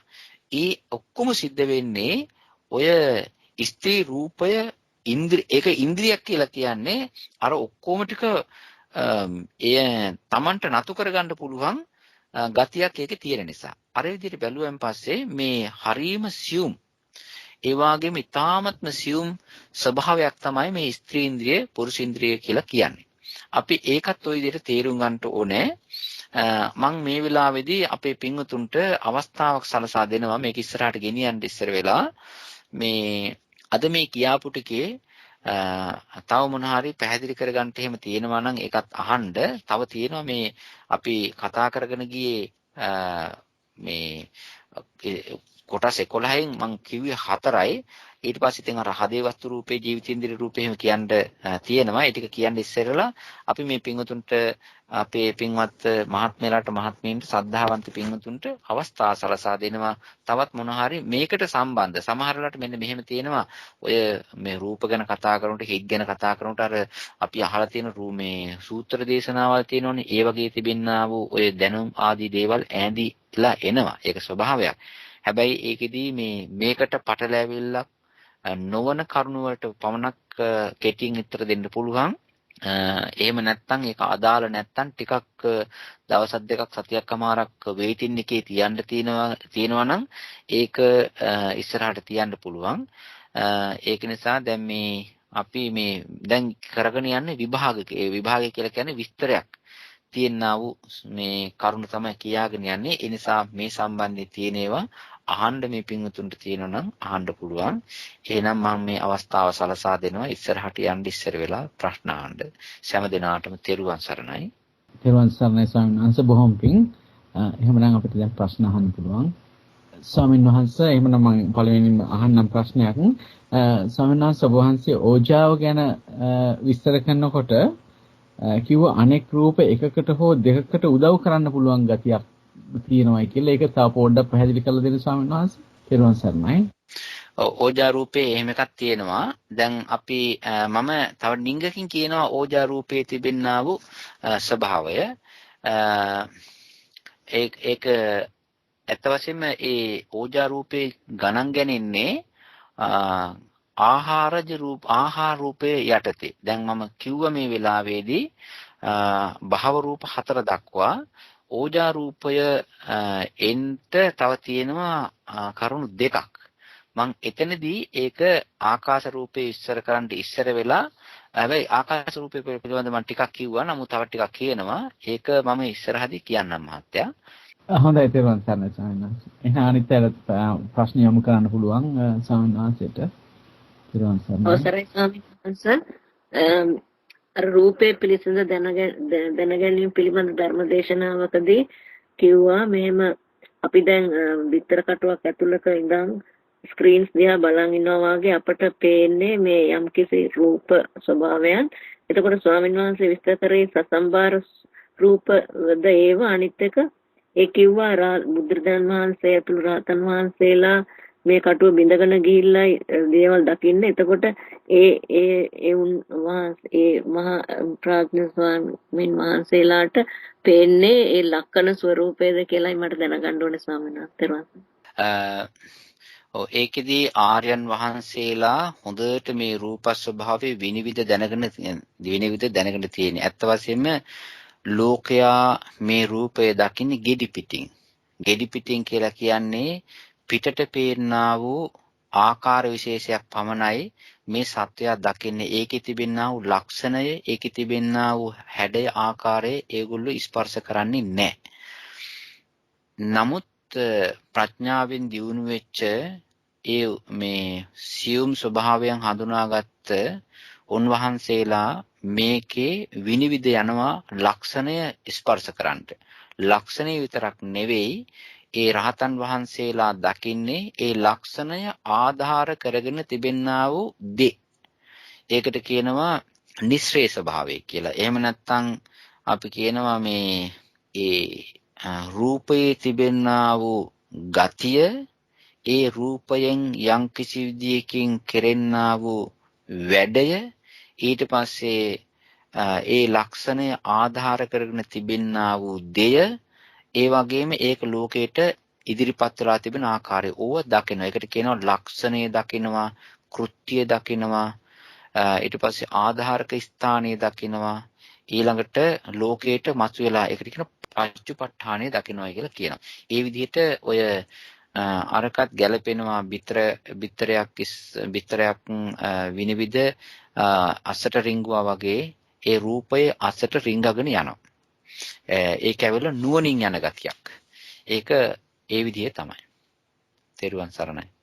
පින් ස්වාමීන් වහන්සේ තෙරුවන් සරණයි හැමදෙනාටම. අවසරයි ස්වාමීන් වහන්සේ. මේ කාය ප්‍රසාදයට මේ ආපෝ ගතිය දැනෙන්නේ නැති හේතුව මොකද්ද ස්වාමීන් වහන්සේ? කාය ප්‍රසාදයට මේ ආපෝ ගතිය දැනෙන්නේ නැත්තේ මේ ආපෝ ගතිය තිබෙනවා මේ ඒක අහපු එක හොඳයි. සමහර තැන්වලදී ඒක අහන කල්ම ඉන්ටෝනේ එතකොට තමයි ඔක තේරෙන්නේ. මේ දැන් බලන්න පඨවි ගතියේ තිබෙන්නේ කර්කස ගොරෝසු සියුම් ගති. ඒක නිකන් ස්පර්ශ කරන් පස්සේ හිතා ගන්න පුළුවන්. දැන් තේජෝ ගතිය කියලා කියනවා ඒ තමයි සීතල හරි උෂ්ණ හරි. ඊළඟට වායෝ ගතිය දැනෙනවා නිකන් අපි හෙලවෙනවනේ. අපි හුළඟ හමාගෙන ඉන්නවා. එහෙම නැත්නම් අපි හෙලවෙනවා. එතකොට වායෝ ගතිය තේරුම් ගන්න පුළුවන්. මේ වතුරවල තිබෙන ලක්ෂණය ඇවිල්ලා වතුරවල තිබෙන්නේ ඔය පඨවි එකයි තේජෝ එකයි වායෝ එකයි තුන්දෙනා එක්කාසු කරන ගතිය තියෙන්නේ. ඒකයි ඔය ආපෝ කියලා කියන්නේ. ඒකට ආබන්ධන ගතිය කියලා කියනවා. මේ ආබන්ධන ගතිය කියලා කියනවා. තව කියනවා ස්නේහන ගතිය කියලා කියනවා. ඒ කියන්නේ අපි කියනනේ මේ ඔය වතුරේ තියෙන ස්නේහ ගතියක්. ස්නේහ ගතිය කියලා කියන්නේ මේ අනිත් එකට අද්දන කාන්දම් වගේ අල්ලන ගතියක් තියෙනවා. ඒ අල්ලන ගතිය ඒ ගතිය කාන්දම් ගතිය අපිට දැනෙන්නේ නැහැ. අපි කියනවනේ ඔය මේ ස්නේහේ පානවයි කියලා. ඔය එක එක්කෙනාට මගේ ස්නේහයක් තියෙනවයි කියලා. ඒ කියන්නේ අනිත් එක්කෙනාට අද්දන ගතිය, අනිත් එක්කෙනාට බැඳෙන ගතිය, අනිත් එක්කෙනාට එක්කාසු වෙන ගතිය. මේ වතුරේ තිබෙනවා ස්නේහන ගතිය. ඒ ස්නේහන ගතිය අපිට තේරෙන්නේ නැහැ. ඔන්න දැන් බලන්න මෙහෙම වතුරේ අරගෙන බලන්න මේ වතුරේකට අත දානවා. වතුරේකේ තිබෙන ගතිය මොකද්ද? අපිට දැනෙන්නේ අතට එක්කෝ සීතල එක්කෝ උණුසුම. ඔය ඇවිල්ලා ආපෝ නෙවෙයි. ඔය ඇවිල්ලා තේජෝ. එතකොට අපි රත් වෙච්ච තැනකට අත තියෙනවා. එතකොට ඒකේ තිබෙනවා මේ රස්නේ ගතියක්. ඒ තමයි තේජෝ ගතිය. හැබැයි ඒකේ කර්කස ගතියක් තියෙනවා නම් ඒ තමයි පඨවි ගතිය. ඊළඟට අපිට මේ අපි පොඩ්ඩක් ශරීරේ හොලවනවා. එතකොට වායෝ ගතිය. හැබැයි ඒ තුන්දෙනා එක්කාසු කරපු ආබන්ධන ගතිය, වතුරේ තිබෙන ආබන්ධන ගතිය අපි වෙනම හිතින් හිතා ගන්නවා ඇරෙන්න ඒක අපිට මේ පුළුවන් කමක් නැහැ. අර ඉන්ද්‍රියෙන් ගිහිල්ලා කාය ප්‍රසාදයෙන් අල්ලගන්න. දැන් මෙහෙම හිතන්නකෝ බලන්න අපේ ඕක මේ හිතින් හිතා ගන්න එකක් මිසක වෙන මොකුත් ඔකට කරන්න බෑ. ඒක නිසා තමයි තේරෙන්නේ නැහැ කියලා කියන්නේ. අපේ මේ මහත්තයලා ගෙදර රොටි තම්මනවා ඇති. අම්මා හරි අක්කලා කවුරු හරි ඉන්නවා නම් හරි නෝනා හරි කොහරි රොටි තම්මනවා ඇතිනේ. රොටි තම්බනකොට ගන්නවා මෙහෙම පිටි අරගෙන ඉතින් මේ පිටි තියෙන කුඩු වශයෙන් තියෙන්නේ ඩස්ට් එකටනේ තියෙන්නේ පිටි. ඉතින් මේ පිටි ඩස්ට් එකට තියෙනකොට බෑ මේක මේ රොටි හදන්න. ඒක නිසා මේකට දානවා ආබන්ධන ගතිය. ආබන්ධන ගතිය කියන්නේ ඒක දාන්නේ ආබන්ධන මේ පිටි ටික ඔක්කොම දැන් එකට මේ බඳින්න ඕනේ. මේ වීසිරලා හුලඟට යන පිටි ටික ඔක්කොම ආබන්ධනය කරන්න ඕනේ. ඒක නිසා කරන්නේ මොකද? ආපෝ දානවා. ආපෝ වතුර දානවා. වතුර දාලා දාපු ගමන් අර කුඩු වෙලා විසිරීලා යන්න තියෙන උලඟට පිම්බම යන්නා වූ ටික ඔක්කොම ටික මේ ආපෝ වල බලයෙන් එක්කාසු වෙනවා. ඒකේ තිබෙනා වූ එහෙම වුණාන් පස්සේ ඒක තේරෙන්නේ නැහැ අපිට. ඒ බැඳෙන ගතිය තේරෙන්නේ නැහැ. හැම වෙලාවෙම මේක අනකොට තේරෙන්නේ පිටි යනකොට තේරෙන්නේ ඒක බැඳී යන ගතිය නෙවෙයි. ඒක අපි හිතා ගන්නවා. නමුත් තේරෙන්නේ ඒ පිටි යනකොට ඒකේ තිබෙනා වූ තේජෝ ගතියයි එහෙම නැත්නම් එහෙට මෙහෙට කරනකොට වායෝ ගතියයි එහෙම නැත්නම් සීතල නම් ඒ තේජෝ ගතියයි එහෙම නැත්නම් පිටිවල හොඳට හයි වුණාන් පස්සේ තිබෙනා වූ පටවි ගතියයි. ඒක නිසා ඕක අහුවෙන්නේ නැහැ. ඕක හිතට තමයි අහුවෙන්නේ. තේරුවන් සරණයි. අවසරයි ස්වාමීන් වහන්සේ. මේක බැඳ ගන්නා ගතියක් ආපෝ ධාතුවේ මේ බැඳ ගන්නා ගතියක් වගේ තියෙන්නේ. ඒක ස්වාමීන් වහන්සේ වැగిරෙන ගතියයි බැඳ ගන්නා ස්වභාවය පඨවි ධාතුව බැඳ ගන්නා ස්වභාවයක් තියෙනවා කියලා අදහසක්. පඨවි ධාතුවේ නෙවෙයි. ආපෝ ධාතුවෙන් තියෙන්නේ වැగిරෙන ගතියක් නේ. ආපෝ ධාතුවේ තියෙන වැగిරෙන ගතියත් එක්තරා විදියක් වැగిරෙන ගතියක් තිබෙනවා. හැබැයි ඒ වැగిරෙනවා කියලා කිව්වම මෙහෙමනේ තියෙන්නේ. දැන් බලන්න මේ වැగిරෙනවා කියලා කිව්වන් පස්සේ කොහෙටද වැగిරෙන්නේ? දැන් මේ වතුර ටිකක් අපි උඩට දැම්මන් පස්සේ ඒක මේ අර වෙන පහත් තැනකට යනවා. ඔන්න ඕක අපි කියනවා ගලාගෙන යන වැగిරෙන ස්වභාවය කියලා. හැබැයි ලක්ෂණයට ගිහිල්ලා බැලුවයින් පස්සේ ආපෝ කියන එකේ තේරුම සහ ආපෝ එකට තනියෙන් ඉන්න බෑ. ආපෝ කරන්නේ මොකද්ද? ආපෝ එක්කාසු කරනවා. දැන් ආපෝ එක්කාසු කරන්නට ආපෝ වල තිබෙනවා යම්කිසි වැඩක්. ඒ තමයි එක්කාසු කිරීම, බන්ධනය කිරීම, එකතු කිරීම, ආබන්ධනය. දැන් වතුරටම බෑනේ වතුර එක්කාසු කරන්න. ඒක නිසා වතුරේ එහෙම නැත්නම් ඒ ආපෝ එකේ තිබෙනා වූ ඒ කෘත්‍යයට යට වෙන්නා වූ කෙනෙක් ඉන්නවා. යට වෙන දෙයක් තිබෙනවා. ඒ තමයි තේජෝ ගතියයි වායෝ ගතියයි පඨවි ගතියයි තුන්දෙනා එක්කාසු කරලා දෙන්නා වූ එකතු කරන්නා වූ එකතු කරලා තියන්නා වූ ඒ ස්වභාවය තමයි ඔය ආපෝ ගතියේ තියෙන්නේ. දැන් බලන්න මේ වතුර කියලා කියනවනේ. වතුරේ තියෙන්නේ පඨවි අඩුයි තේජෝයි මේ පඨවි අඩුයි වායෝ ආපෝ දෙක වැඩි. වායෝ ආපෝ දෙක වැඩි. ඔය වායෝ ගතියයි ආපෝ ගතියයි වැඩිය පඨවි ගතිය අඩුව තිබෙන නිසා තමයි ඔය මේ වතුර ගලාගෙන යන ස්වභාවය තියෙන්නේ. දැන් යම්කිසි දෙයක් මූ කරන ගතිය තියෙන්නේ ඒකේ මූ කරන ගතිය තියෙන්නේ එහාට ගලාගෙන යන ගතිය තියෙන්නේ වතුරේ කියලා කිව්වට වතුරේම නෙමෙයි එකට අවශ්‍ය කරනවා හුළඟ අවශ්‍යයි. වායු අවශ්‍යයි. ඒ වායු ගතිය ටිකක් අර මේ ගොඩක් ටිකක් අර වෙනත් තැන දේවල්ට වඩා වතුරේ තියෙන හින්දා තමයි වතුර වෙනත් තැනකින් අනිත් තැනකට මූ වෙන ස්වභාවය තියෙන්නේ. ඒක නිසා ඒ ආපෝ ගතිය ආබන්ධන ස්වභාවය තිබෙනවා. ආබන්ධනය කරන්නේ ඊළඟ ඉතිරි පටවි තේජෝ වායෝ කියන තුන් දෙනාවයි. අවසරයි ස්වාමීන් වහන්සේ. අනිත් එක මේ දැන් ඊයේ සතියේදී මේ සඳුදා මේ පාඩමේදී වහන්සේ දේශනා කරා අර ගස් වලට ජීවිතේන්ද්‍රිය නැහැ කියන එක. ඒතකොට ස්වාමීන් වහන්සේ දැන් ගහක ගත්තම ගහකයි සත්වයන්ටයි පොදු මෙතන තියෙන රූපවල දේවල් මොනවද? ගහටයි ගස් වලටයි අපි මේකත් ඉස්සරහදී කතා කරනවා හිතාමන්ත රසවත් විදිහට. එතකල් අපි පොඩි ගොඩවෙදකමක් මම මේ වෙලාවට උත්තරයක් දෙන්නම්. ඒ තමයි මේ පඨවි ආපෝ තේජෝ වායෝ හතරයි වර්ණය ගන්ධය රසය ඕජාව කියන හතරයි.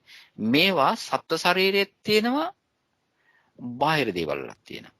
සත්ත්ව ශරීරයේ බාහිර දේවල්. ඒක නිසා මේ 8 දෙනාට කියනවා මේ වෙන්කල නොහැකි රූප කියලා. මේ 8 දෙනා සත්ත්ව ශරීරයක තිබුණත් බාහිරක තිබුණත් වෙන් කරන්න බෑ. අඩු වැඩි වෙනවා. අඩු වෙන එක. නමුත් කවදාකවත් මේක වෙන් කරන්න බෑ. ඒක නිසා මේ 8 දෙනාට කියනවා අවිනිබ්බෝග හේවත් වෙන් කරන්න බැරි රූප කියලා. ඒක නිසා ඒ අතින් ගත්තයින් පස්සේ මේ අපේ තිබෙන්නා වූ ශරීරයේ තිබෙන්නා වූ පඨවි ආපෝ තේජෝ වායෝ වර්ණ ගන්ධ රස ඕජා කියන 8ත් ඊළඟට බාහිර වශයෙන් තිබෙනා පඨවි ආපෝ තේජෝ වායෝ වර්ණ ගන්ධ රස ඕජා කියන 8ත් ඒ අතින් බැලුවම සමානයි. හැබැයි උපදින ක්‍රමය වෙනස්. ඒ විදිහටයි. තෙරුවන් සරණයි. අවසරයි සෝන්නාංශ අපි ධාතු මනසිකාර භාවනාව කරනකොට සෝන්නාංශ අපි එතන වඩන්නේ මේ ආරම්මන පටවිය. ඒතර අපි එතන මේ සසම්බාරක ආපෝ තේජෝ වායෝ පටවි යකින් ලක්ෂණ ආපෝ තේජෝ වායෝ ඒ දෙකම වඩනවානේ සෝන්නාංශ පොඩ පැහැදිලි කර දෙන්න. අපි අත් වශයෙන් වඩන්නේ මොකක්ද කියලා එතන ධාතු මනසිකාරේ තේරුම් ගන්න. මේක බොහොම හැඩයි ප්‍රශ්නේ. ඒ තමයි මෙහෙමයි මහත්ය ගන්නෙ. දැන් අපි කයේ ගන්නවා සසම්භාර වැඩිත් කරනවා.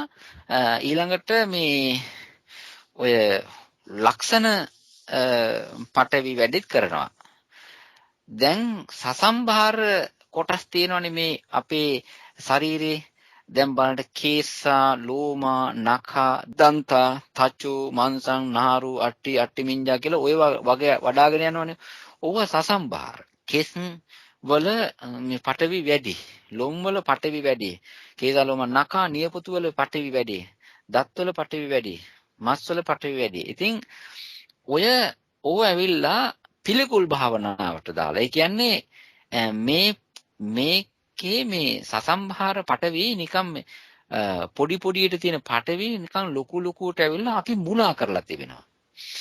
ඒ වගේම මුලා කරලා අපි භූත කරලා අපි බහුභූත කරලා තිබෙනවා. ඒක නිසා මේ ශරීරයේ තිබෙනා කොටස් අරගෙන සසම්භාර හැටියට සසම්භාරයේ වගේ අපේ සසම්භාර ඒ දේවල් කොටස් වල අපිට මේ වැදිලා තිබෙනවා අමුතු කෑදර පෙරේත ඒ වගේම මහා ඇලිච්ච ස්නේහිනේ වෙච්ච මහා මේ බැඳිච්ච ගතියක් තියෙන. ඕක නැතිකරන්ට සසම්භාරයකට තිබෙන දීපු වටිනාකම ඩිවැලියු කරනවා. ඒ කියන්නේ ඒකේ වැලියු එක සංකල්පය කඩනවා අර විදිහට පිළිකුල් භාවනාව වශයෙන්. ඔන්න මේ සසම්භාරයේ වට කරන කාර්යය. ඕකේ. හැබැයි ලක්ෂණ පටවි ලක්ෂණ ආපෝ ලක්ෂණ තේජෝ ලක්ෂණ වායෝ කියන ඒවා ගත්තයින් පස්සේ යනවා ධාතු මනසිකාරය. ඒ ධාතු මනසිකාරයේ රිංග ගන්නට අරිට වඩා සියුම් ස්වභාවයක් අවශ්‍යයි. අරක concept එක වෙනස් කිරීම. මේක ගිහිල්ලා ධාතු මනසිකාරය කියලා කියන්නේ ඇත්තට ගිහිල්ලා තට්ටු කිරීමක්. සත්‍යයටම ගිහිල්ලා තට්ටු කිරීමක්. දැන් අරකේ කරන්නේ අර ඇලීම වෙනස් කරන්නට ඒ වගේම වෙනස් විදියකට මේ බලනවා. ඒකෙමුත් ගිහිල්ලා හැබැයි යන්න පුළුවන් ලක්ෂණ පටවිට ওই විදිහට තමයි සසම්භාර ස්වභාවයයි කොටසුයි ලක්ෂණ කොටසුයි අපි මේ භාවනාවේදී මේ වෙන් කරලා දැක බලාගන්නේ. ওই දෙකම සතිපට්ඨාන සූත්‍රයේ තියෙනවා. තෙරුවන් සරණයි. ඕම් පින්සන්න තෙරුවන් සරණයි. අවසරයි ස්වාමීන් වහන්සේ. තෙරුවන් සරණයි සියලු දෙනාටම. ඔය දැන් එතකොට අපිට ස්වාමීන් වහන්සේ දැනෙන තෙත ගතිය තියෙනවානේ. දැන් ඒක කර්කශ ස්වභාවයක් හෝ සිනිඳු ස්වභාවයකින් වෙන වෙන ගතියනේ. ඒක පටවි ධාතුව කියලා කොහොමද අපි එතකොට තේරුම් ගන්න? ඒක තෙත ගතිය දැනෙන විදිහ කොහොමද? තෙත හෝ අපි වියලි හරි තෙතයි කියලා අපිට දැනෙන ගතිය කොහොමද දැනෙන්නේ කියන එකත් අනිතික ස්වාමීන් වහන්සේ දැන් පටවි හෝ තේජෝ අර්මේ තේජෝ හෝ වායෝ කියන එක අපිට දැනෙන්නේ අපේ කාය විඥාණයටනේ. ඒක දැන් අපි කෙනෙක් වෙන කෙනෙක් හොරි වෙන පුෂ්ඨයක් හරි ස්පර්ශ කරනකොට අපේ කාය ප්‍රසාදෙන්නේ දැනෙන්නේ. ඒක ඇත්තටම ස්වාමීන් වහන්සේ පිටින් තියෙන දේ අපිට දැනගත්තා හා වෙන්නේවාද නැත්නම් ඒක අපේ කාය ප්‍රසාදයේම විකාර දෙයක්ද කියලා පෙරක් කරලා හිතෙනවා.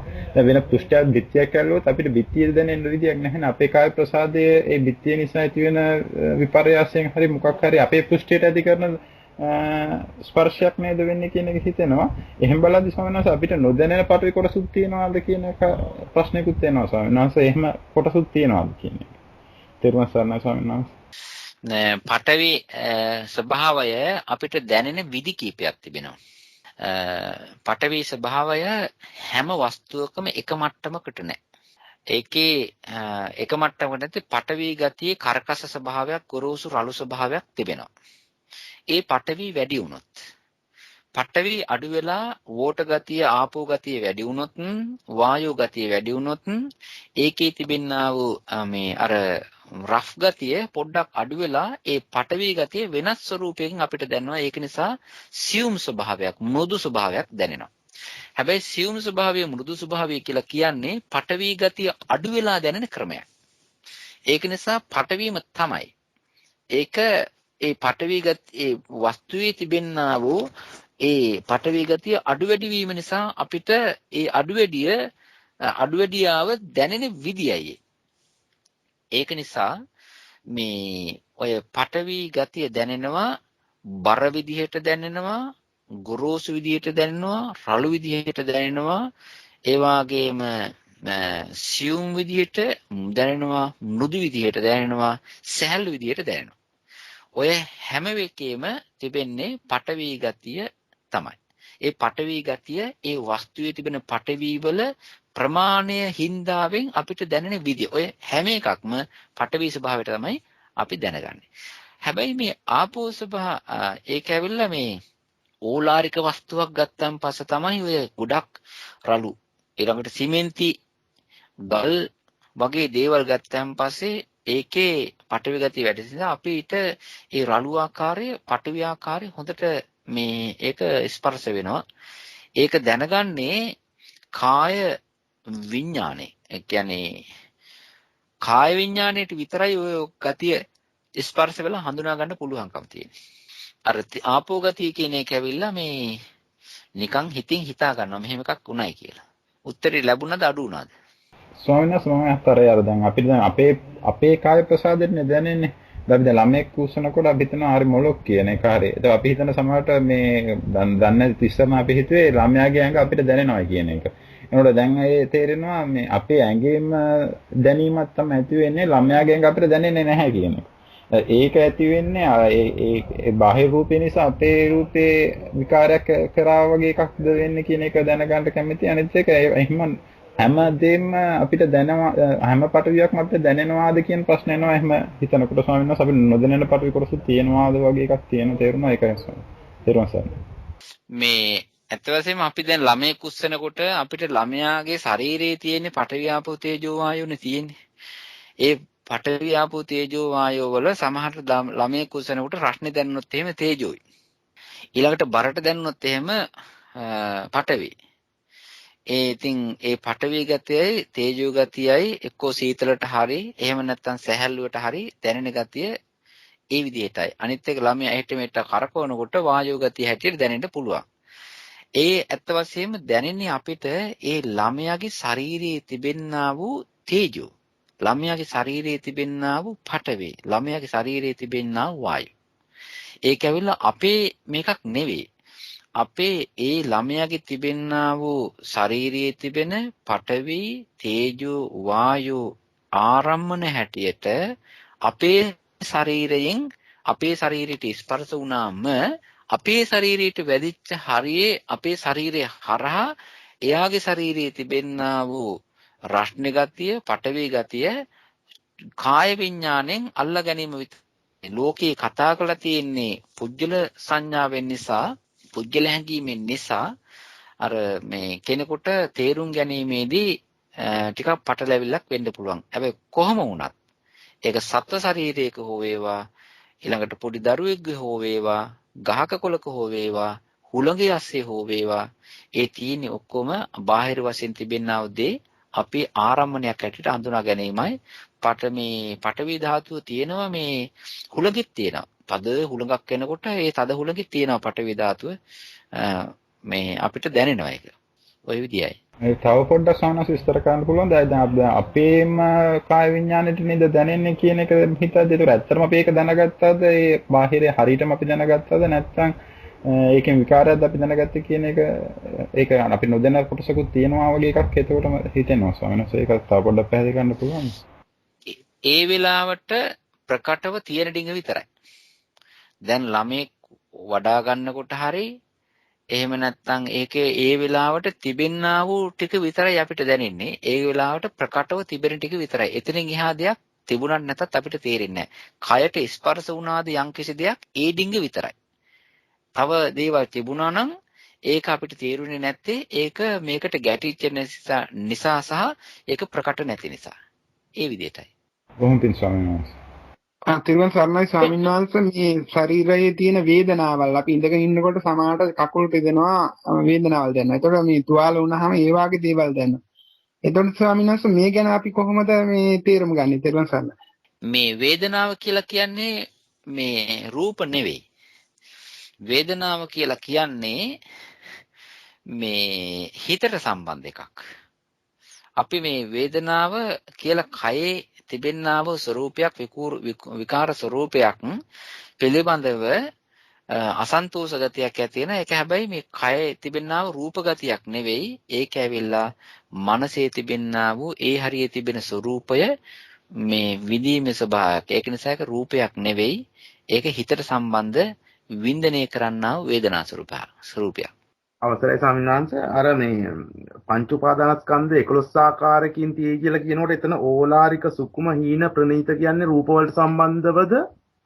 ඊරුවන් සරණයි.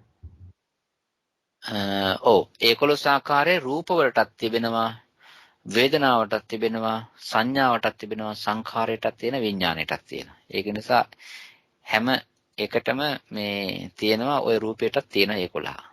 ඊරුවන් සරණයි ස්වාමීන් වහන්සේ දැන් ඔබ වහන්සේ තේරුම් කරලා දුන්න අපිට ආපෝව ඒකත් මනසින් දකින්න ඕන කියලා එහෙමද ස්වාමීන් වහන්සේ? එතකොට වායෝව කියන එකත් අපිට ස්පර්ශ වීමෙන් ස්වාමීන් වහන්සේ දැනගන්න පුළුවන් වෙන්නේ. වායෝ ධාතුව දැනගන්නේ ස්පර්ශ වීමෙන්. වායෝ ධාතුව සෙලවෙන ස්වභාවයයි. ඒක කයින් දැනගන්නේ. මේ ආපෝ ධාතුව එහෙම නෙවෙයි. ආපෝ ධාතුව මනෝද්වාරයෙන් දැනගන්නවා. ආපෝ ධාතුවට මනෝද්වාරය ඊළඟට ඒක ආපෝ ධාතුව ගණන් ගන්නේ ධම්ම සංඥාවක් හැටියට ධර්මාරම්මණයක් හැටියට වායෝ ධාතුව ගණන් ගන්නේ මේ පොට්ටබ්බාරම්මණයක් හැටියට. තමයි ස්වාමීන් වහන්සේ. වෙනත් ප්‍රශ්න නැහැ. ඔව් මේ රූපවල තිබෙනවා අපි මේ දැන් විභාග කිරීමනේ කරගෙන යන්නේ මේ රූපවල තිබෙනවා ඕලාරික රූප සහ සියුම් රූප කියලා જાතියක්. සූක්ෂම රූප අපි ඒවට එනවා. ඒක නිසා අපි මේ රූප කාණ්ඩය හරිම මේ බොහොම විස්තරයි. ඒ වගේම ඒකේ තිබෙන හැඩ වැඩ ඒකට දාලා තියෙන ඒක බලන්න රූපේ බලන්න දාලා තියෙන ඇස් හරිම මේ වෙනස්. ඒක නිසා මේ සාමාන්‍යයෙන් අපි රූප කියලා ගත්තාන් පස්සේ ඒ ගොඩ නෙමෙයි මේකේ ඔක්කොම වෙන වෙනම නිකන් අර ලූණු ගෙඩියක් සුද්ධ කරනකොට පොතු ගලවගෙන අර පීල් කරගෙන යන්නේ. ඒ වගේ මේ තිබෙන රූප එක වෙන් කරගෙන යන හැම මේ ලූණු ගෙඩියක් මේ මොකද්ද ඒක පීල් කරාන් පස්සේ ලුණු ගෙඩිය සුද්ධ කරාන් පස්සේ පොතු ගත්තම ඒකේ ඇතුල් පැත්තට යන පැත්තක් තියෙනවා පිට පැත්තට යන පැත්තක් තියෙනවා. ඒ වගේම ඝනීභවනයක් තිබෙනවා. ඒ වගේ මේ හැම ගුලියකම හැම දෙයකම තිබෙනවා රූපවල පුදුම විදිහ අපි කතා කරපු නැති ආකාර විශේෂයක්. ඒවා මේ ආරවුස්සන එක තමයි මේකෙන් කරන්නේ. ඒ නිසා සියුම් රූපත් තිබෙනවා. ඕලාරික ගොරෝසු රූපත් තිබෙනවා. අපි ඒවට එනවා. අර මහත්තයා ඇහුවා මේ ඕජාව ගැන එකක් ඇහුවා. මේ ඕජාවේ ඔය ආහාර රූපය හේවත් ඕජා රූපය කියන එක කතා කරනවා මෙහෙම. දැන් ඔය ආහාර කියන කතාව ඔය මේ තිබෙනවනේ අර ආහාර කියලා තියෙනවනේ මේ කබලින්කාහාර පස්සාහාර මනෝ සංචේතනාහාර විඥානහාර කියලා එහෙම කියනවනේ. ඒකේ ආහාර ওই වගේ කතාව කියනවා. හැබැයි ඒකේ මේ කබලින්කාර ආහාරයට තමයි ඔය ඕජාහාරය ගන්නේ. ආහාරය. ඒ කියන්නේ මේ යම්කිසි රූපයක් එහෙම නැත්නම් මේ රූප 28ටම අන්තර්ගත වෙලා ඇතුළත් වෙලා ලිස්ට් වෙලා ඒ වගේ මේකේ බැහැගෙන තිබෙනා වූ මේ ආහාර රූපයක් හැටියට කතා කරන මේ ඌජා ගතිය මේ ඇවිල්ලා අපි ඕක දැම්මන් පස්සේ අපේ ශරීරයට දැම්මන් පස්සේ ඒකෙන් කරනවා මේ ඒ තමන් ගිය තැන තිබෙන්නා වූ රූපවලට යම්කිසි බලපෑමක් කරනවා. ඒ වගේම යම්කිසි උදව්වක්. ඒක උදව්වක් වෙන්න පුළුවන්. එහෙම නැත්නම් උදව්වක් නොවන එකක් වෙන්න පුළුවන්. අපි ලෝක වශයෙන් කතා කරාන් පස්සේ උදව්වක් වෙනවා. දැන් අපි හිතුව මෙහෙම අපිට බඩගින්න දැනෙනවා. ඒ බඩගින්න දැනුනන් පස්සේ ඕකට අපි කැම ටිකක් දැම්මන් පස්සේ ඔය ඇරිත් බෙන්නා වූ යම්කිසි රස්න ගතියකින් ඒ කැම ටික පොඩියට කඩලා ජීර්ණය කරවලා ඊට පස්සේ අර අපි අලුතෙන් දාපු කැම ටිකේ අස්සේ තිබෙන ඒ ඕජා ශක්තිය අර ශරීරේ පවතින රූපවලට යම්කිසි උපකාරයක් උදව්වක් ගැම්මක් ලබා දෙන ගතියක් තියෙනවා. ආන්න ඒ ගතිය නැත්තම් උදව් කරන ගතිය උපකාර කරන ගතිය නැත්තම් ඔය ආහාර ශරීරයට දැම්මට වැඩක් වෙන්නේ නැහැ. දැන් මෙහෙම හිතන්න බලන්න අපි බාහිර ගහක වටේට පොහොර දානවා. පොහොර දැම්මන් පස්සේ තියෙනවා ඒ පොහොරවල තිබෙනා වූ යම්කිසි බලපෑමක් හින්දා ඒ ගහට ටිකක් ඒ රූප වැඩි වෙන්න එක්කෝ ගහ මුලින් ඇදලා දීලා ඊට පස්සේ ගහේ අතු වැඩෙන්න දලු ගහන්න යම්කිසි රූප ප්‍රමාණයක් වැඩි කරන්න. ඒක උදව්වක් උපකාරයක් එතනදී සිද්ධ කළ දෙන යම්කිසි බලපෑමක් කරනවා. අන්න ඒ ගතිය කරන්නේ ඕජා ස්වરૂපයයි. තව විදිහකින් බැලුවෙන් පස්සේ මේ තියෙනවා මෙහෙම. අපි හිතමු මිනිස්සෙක් වස කෑවා කියලා. ඒ වස කෑවන් පස්සේ ඒක පීඩාව කියන්නේ රූප හදන්නේ නැහනේ. ඒ කතාව පැත්තකින් තිබ්බන් පස්සේ ඒකේ තියෙන්නේ ඒ වස හරි මොන හරි දෙයක් දැම්මන් පස්සේ අර පවතින රූප වලට බලපෑමක් කර. ඒ බලපෑම තමයි ඕජාව හැටියට සලකන්නේ. ඒක හොඳ විදිහට වැඩෙන හින්දා කියනවා ප්‍රත්‍යයයි කියලා. අනිත් විදිහට බලපෑම් කරලා ඒ රූප විකාරයට පත් කරන නිසා කියනවා අපත්‍යයි කියලා. හැබැයි ප්‍රත්‍ය වුණත් අපත්‍ය වුණත් දෙකේම කරන්නේ මොකද්ද? අර රූපය ඒ අනිත් රූප වලට යම්කිසි දැනීමක්, යම්කිසි බලයක්, යම්කිසි බලපෑමක්, යම්කිසි දෙයක් ගැම්මක් ලබා දීමයි. ඒක බාහිර දේවල්වත් වෙනවා. ඊළඟට මේ ඇතුළත තියෙන ශරීරවල දේවල් තියෙනවා. ඒක තමයි මේ ආහාරජ එහෙම නැත්නම් ආහාර රූපය එහෙම නැත්නම් ඕජා රූපය කියලා කියන්නේ. අවසරයි ස්වාමීන් වහන්සේ. මට තව පොඩි ප්‍රශ්නයක් අහන්න තියෙනවා මේ සසම්බාර රූප ගැන.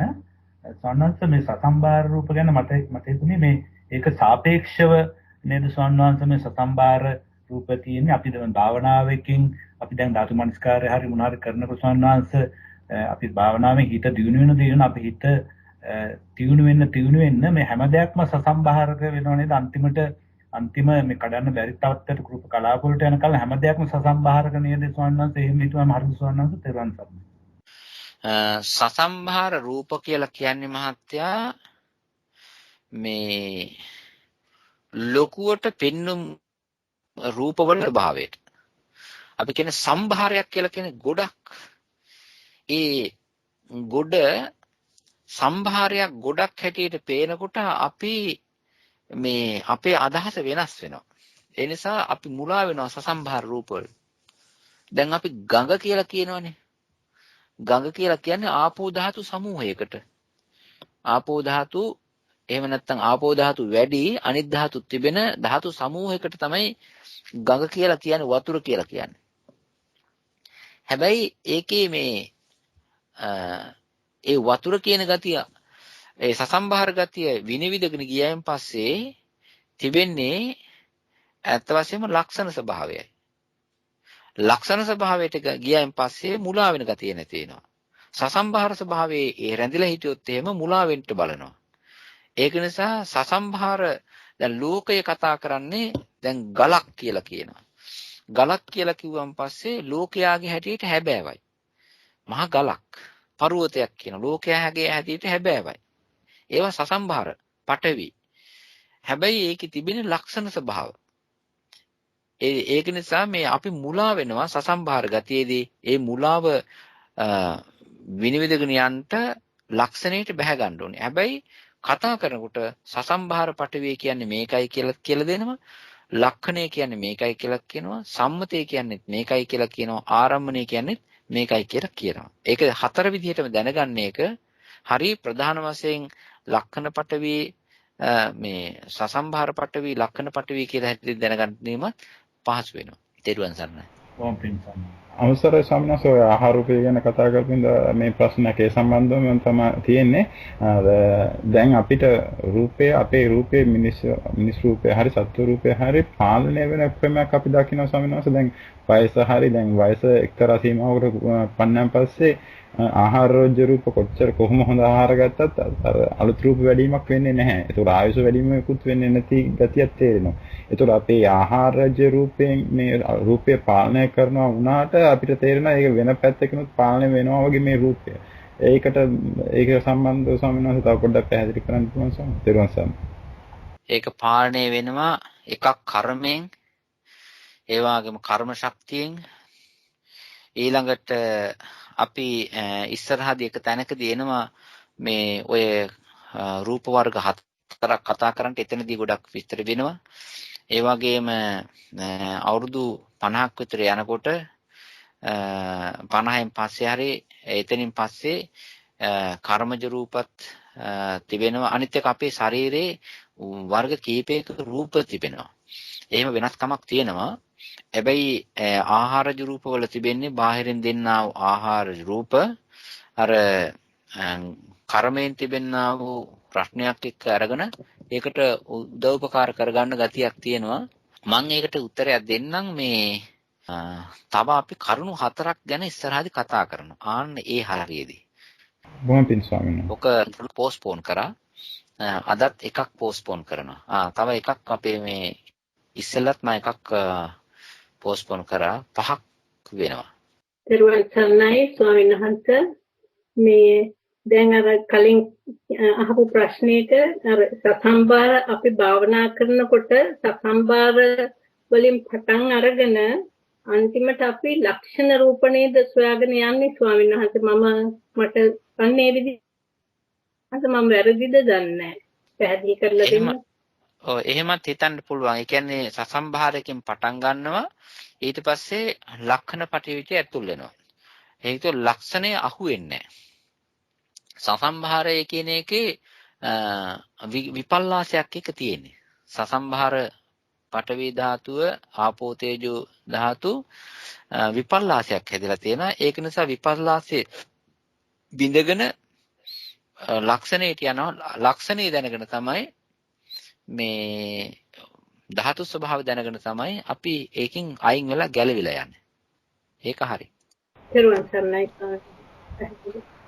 අවසරයි ස්වාමීන් වහන්සේ. දැන් අපිට නාමකයත් එක්ක රූපකයත් සම්බන්ධයක් තියෙනවාද මේ අපි නොදන්නව සාමාන්‍ය මෙහෙම දැන් මේ ජීවිතෙන් චුත වෙලා අපි වෙන ජීවිතයකට සත්ව ජීවිතයකට හරි එහෙම ගියාම මේ සංඥා ස්කන්ධය අපිට අමතක වෙන්න හේතුව මොකද්ද කියන එක තේරෙනවා. ඒ රූපයත් එක්ක සම්බන්ධද ඒක සංඥා ස්කන්ධය කියන එක හිතෙනවා. ඒක රූපයත් එක්ක මොකක් හරි සම්බන්ධකමක් තියෙනවද ඒ වගේ නාම ධර්මත් එක්ක කියන එක. නාම ස්කන්ධ හතර රූප ස්කන්ධයත් එක්ක එහෙම සම්බන්ධයක් තියෙනවද ඊළඟ ජීවිතයට යනකොට ඒකේ මොකක් හරි සම්බන්ධයක් උඩද ඒක අපිට අමතක වෙන්නේ කියන එක පොඩ්ඩක් පැහැදිලි කරන්න ඕන ස්වාමීන් වහන්සේ.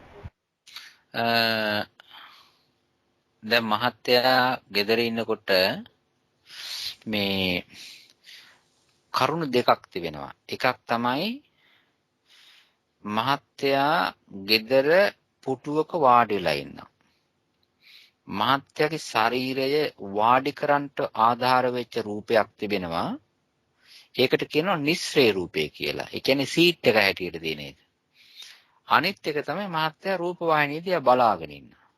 ඒ රූප වාහිනිය දිහා බලාගෙන ඉන්න එකට කියනවා ආරම්මන රූපය කියලා. එතකොට නිස්සරේ රූපයක් තිබෙනවා, ආරම්මන රූපයක් තිබෙනවා.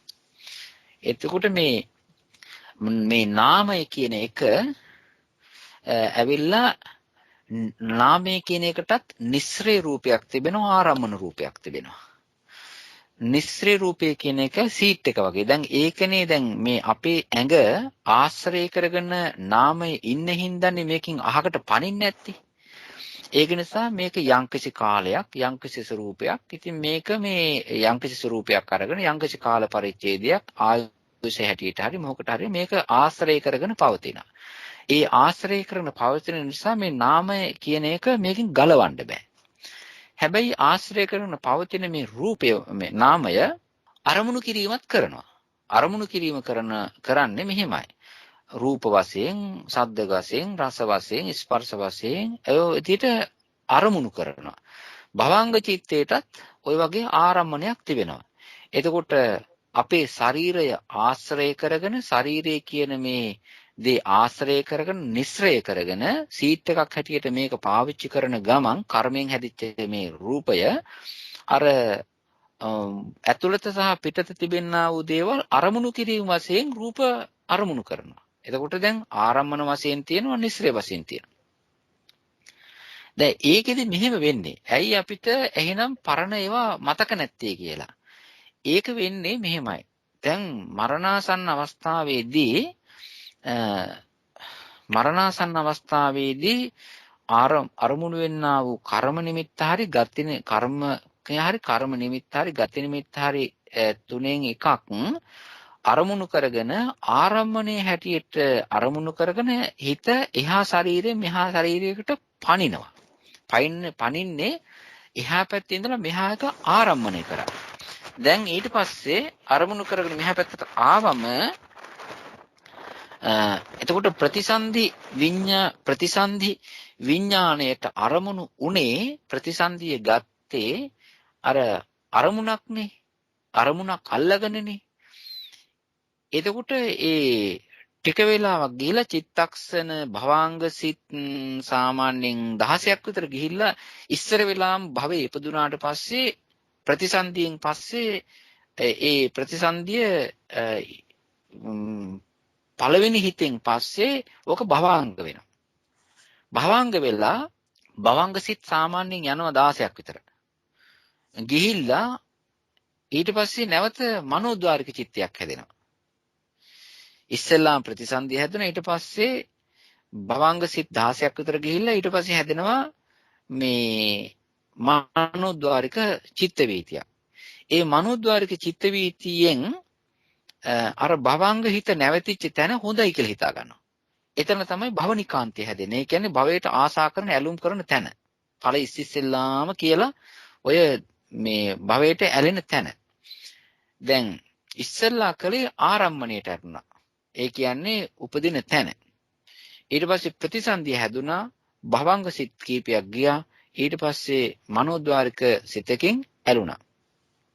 එහෙම ඇලුනාට පස්සේ මේ ආයත් ටික වෙලාවක් ගිහිල්ලා ඒ චිත්ත වීතියෙන් පස්සේ නැවත භවංග වෙනවා. වරින් වර මේ අලුත ආත්මයකට ආපු ජීවිතයකට ආපු මිනිස්සයාට පරණ දේවල් එකක් දෙකක් මතක් වෙන්න පුළුවන්. මෙහෙම එකක් වුණා මෙහෙම වුණා කියලා. හැබැයි ඊට පස්සේ භවංග වෙනවා. ඊට පස්සේ භවංග ගතිය වැඩි වෙනවා.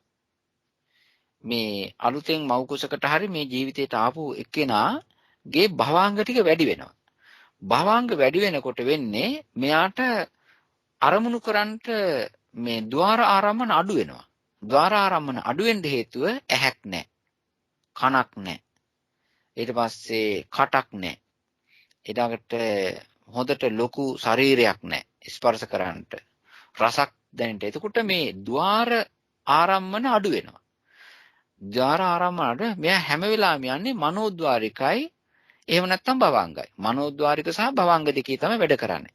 මනෝද්වාරික සිත් අතීත වශයෙන් පොඩ්ඩක් වරක් දෙකක් යනවා. හොඳට පින් කරපු කෙනෙක් නම් ටිකක් මතක් කරන්න පුළුවන්. නැත්තම් එහෙම වැඩිපුර යන්නේ භවංග. දැන් මේ යාගේ මව් කුසේ ඉන්නකොට භවංග හොඳට වැඩියෙන් යනවා. වැඩියෙන් ගිහිල්ලා මාසයක් දෙකක් තුනක් කොහොමද ගියන් පස්සේ ඔන්න යම්කිසි වෙලාවක මේ ඇස් හැදෙනවා. ඇස් හැදුනට මේ ద్వාරගත කරන්න බෑ. ඒ කියන්නේ මව් කුසේ ආලෝකයක් නැහැ. මව් කුසේ තාම මේ චක්කු මේකද චක්කු ద్వාර වීති පහළ වෙන්න විදියක් නැහැ.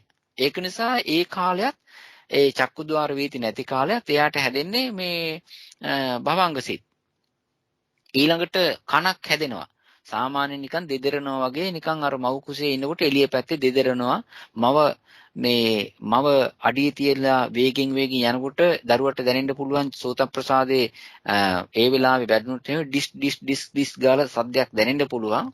ඊළඟට ඒව ඇවිලා මේ සෝතද්්වාරයෙන් ඊළඟට ගාහනද්්වාරයේ වැඩ කරන්නේ නැහැ.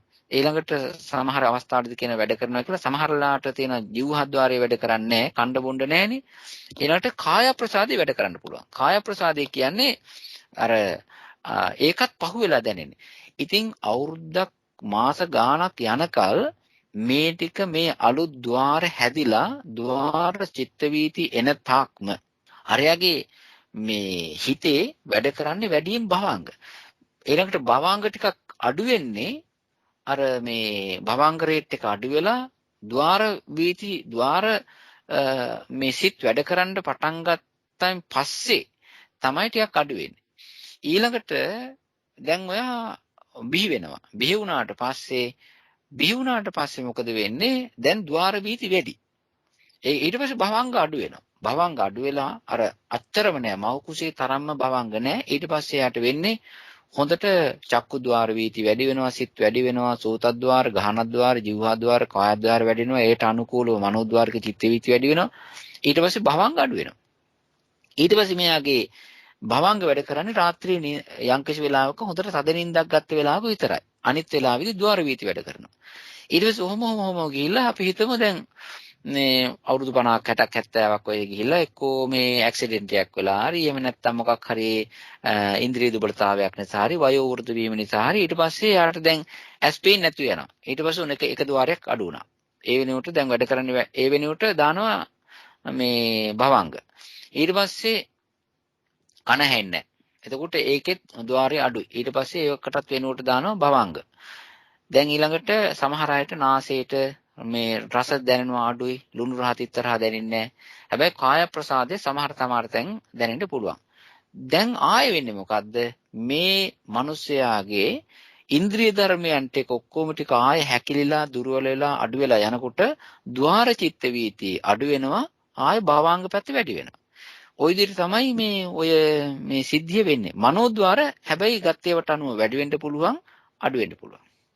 ওই විදිහට තමයි මහත්තයා වෙන්නේ. ඒක ස්වාමීන් වහන්සේ අර ద్వාර නිසාද ద్వාරවල තියෙන මේ දුබලතාවයෙන් හින්දාද ඒක අපිට පරණ දේවල් අමතක වෙන්නේ. ඒතර උපපාතිකයට ඒ පරණ දේවල් මතක් වෙන්න හේතුව ద్వාර හයම එකපාර ලැබෙන හින්දාද ස්වාමීන් වහන්සේ? ඒක වෙන්නේ මෙහෙමයි. ద్వාර වල තිබෙන්නා වූ එකක් තමයි ద్వාරවල තිබෙන්නා වූ විකාශනයේ අඩු නිසා විකාශනයේ හැදිච්ච නිසා පරණ දේවල් මතක් කියලා ආමතක වෙන්න හේතු වෙනවා. ඕපපාතික සත්වයන්ට සිද්ධ වෙන්නේ ඒ ඕපපාතික සත්වයන්ට මතක් වෙනවා අහවල් තැන කියලා. හැබැයි ඒ මතක් වුණාට ඒ සත්වය උපදින තැන්වල තිබෙනවා එක්තරා විදියක කර්මයෙන් සහ පරිසරයෙන් හැදිච්ච විදියක්. සත්‍යන මතක් වෙනවා. මං අහවල් තැන හිටියේ, මං අහවල් තැනින් ආවේ. එහෙම කියලා ස්වභාව ධර්මයාගේ හැටියටත් මතක් වෙනවා. මතක් වුණාට දැන් මහත්තයලා හිතලා බලන්න මෙහෙම. මේ මහත්තයා ලංකාවේ ඉඳලා යනවා රටට. ওই රටට ගියානේ. මහත්තයාට මතක් වෙනවා මේ ගෙදර. එතකොට ගෙදර මතක් වුණාට මහත්තයාට එහෙම හිතුව ගමන් ආයේ එන්න එහෙම බෑ. මම ගිහිල්ලා ඉන්නම් කියලා වගේ ඕන වෙලාවට එන්න බෑ. හැබැයි මතක් වෙනවා. සමහරට පොඩ්ඩක් කතා කරන්න පුළුවන්. ඊට පස්සේ මොකද වෙන්නේ? මහත්තයා ඔහොම මතක් වුණාට පස්සේ ඔය පරිසරයට හුරු වෙනවා. පරිසරයට හුරු වෙනකොට අර තද මතකයේ තිබිච්ච දේවල් පොඩ එකකින් ඈත් වෙනවා. සමහර සත්වයන්ට මේ හිතවත්කමක් ජීවිතේ පෙර තමන්ගේ යාළු හිත මිත්‍ර නෑදෑයන් එක්ක හිතවත්කමක් තදබල විදියට තිබුණොත් එහෙම වරින් වර විසිට කරන ඒවා තියෙනවා. දිව්‍ය ලෝකෙත් තිබෙනවා, බ්‍රහ්ම ලෝකෙත් තිබෙනවා. ඊළඟට ඒගොල්ලෝ වෙනත් ලෝකයකට ගියන් පස්සේ හඳුනා ගැනීම සිද්ධ වෙනවා. එහෙම තියෙනවා. දැන් ඔය ඒගොල්ලෝ දිව්‍ය ලෝකයේ කෙනෙක් ඉපදුනාම දිව්‍ය ලෝකයේ අයට දෙවියන්ට ඕපපාතික වුණාට ඒගොල්ලන්ට මනුස්ස ලෝකේ මතක් වුණත් ඉස්සෙල්ලා හිටපු තැන මතක් වුණත් එහෙම ආවට ගියාට යන්න දෙන්න බෑ. ඒගොල්ලෝ ඉපදිච්ච තැන තිබෙනවා කර්මානුරූපව සම්පත් තිබෙනවා. හැබැයි යම්කිසි දෙයකට ඒගොල්ලෝ පාලනයකට යටත් වෙලා ඉන්නේ. එහෙම තැනක තමයි දැන් අපි පෙර පිනෙන් උපදින එක හැබෑව. මනුස්ස ලෝකයට ආවේ මනුස්ස ලෝකේ ඉපදුනේ පෙර පිනෙන් කවුරුවත් කරපු දෙයක් නිසා නෙවෙයි.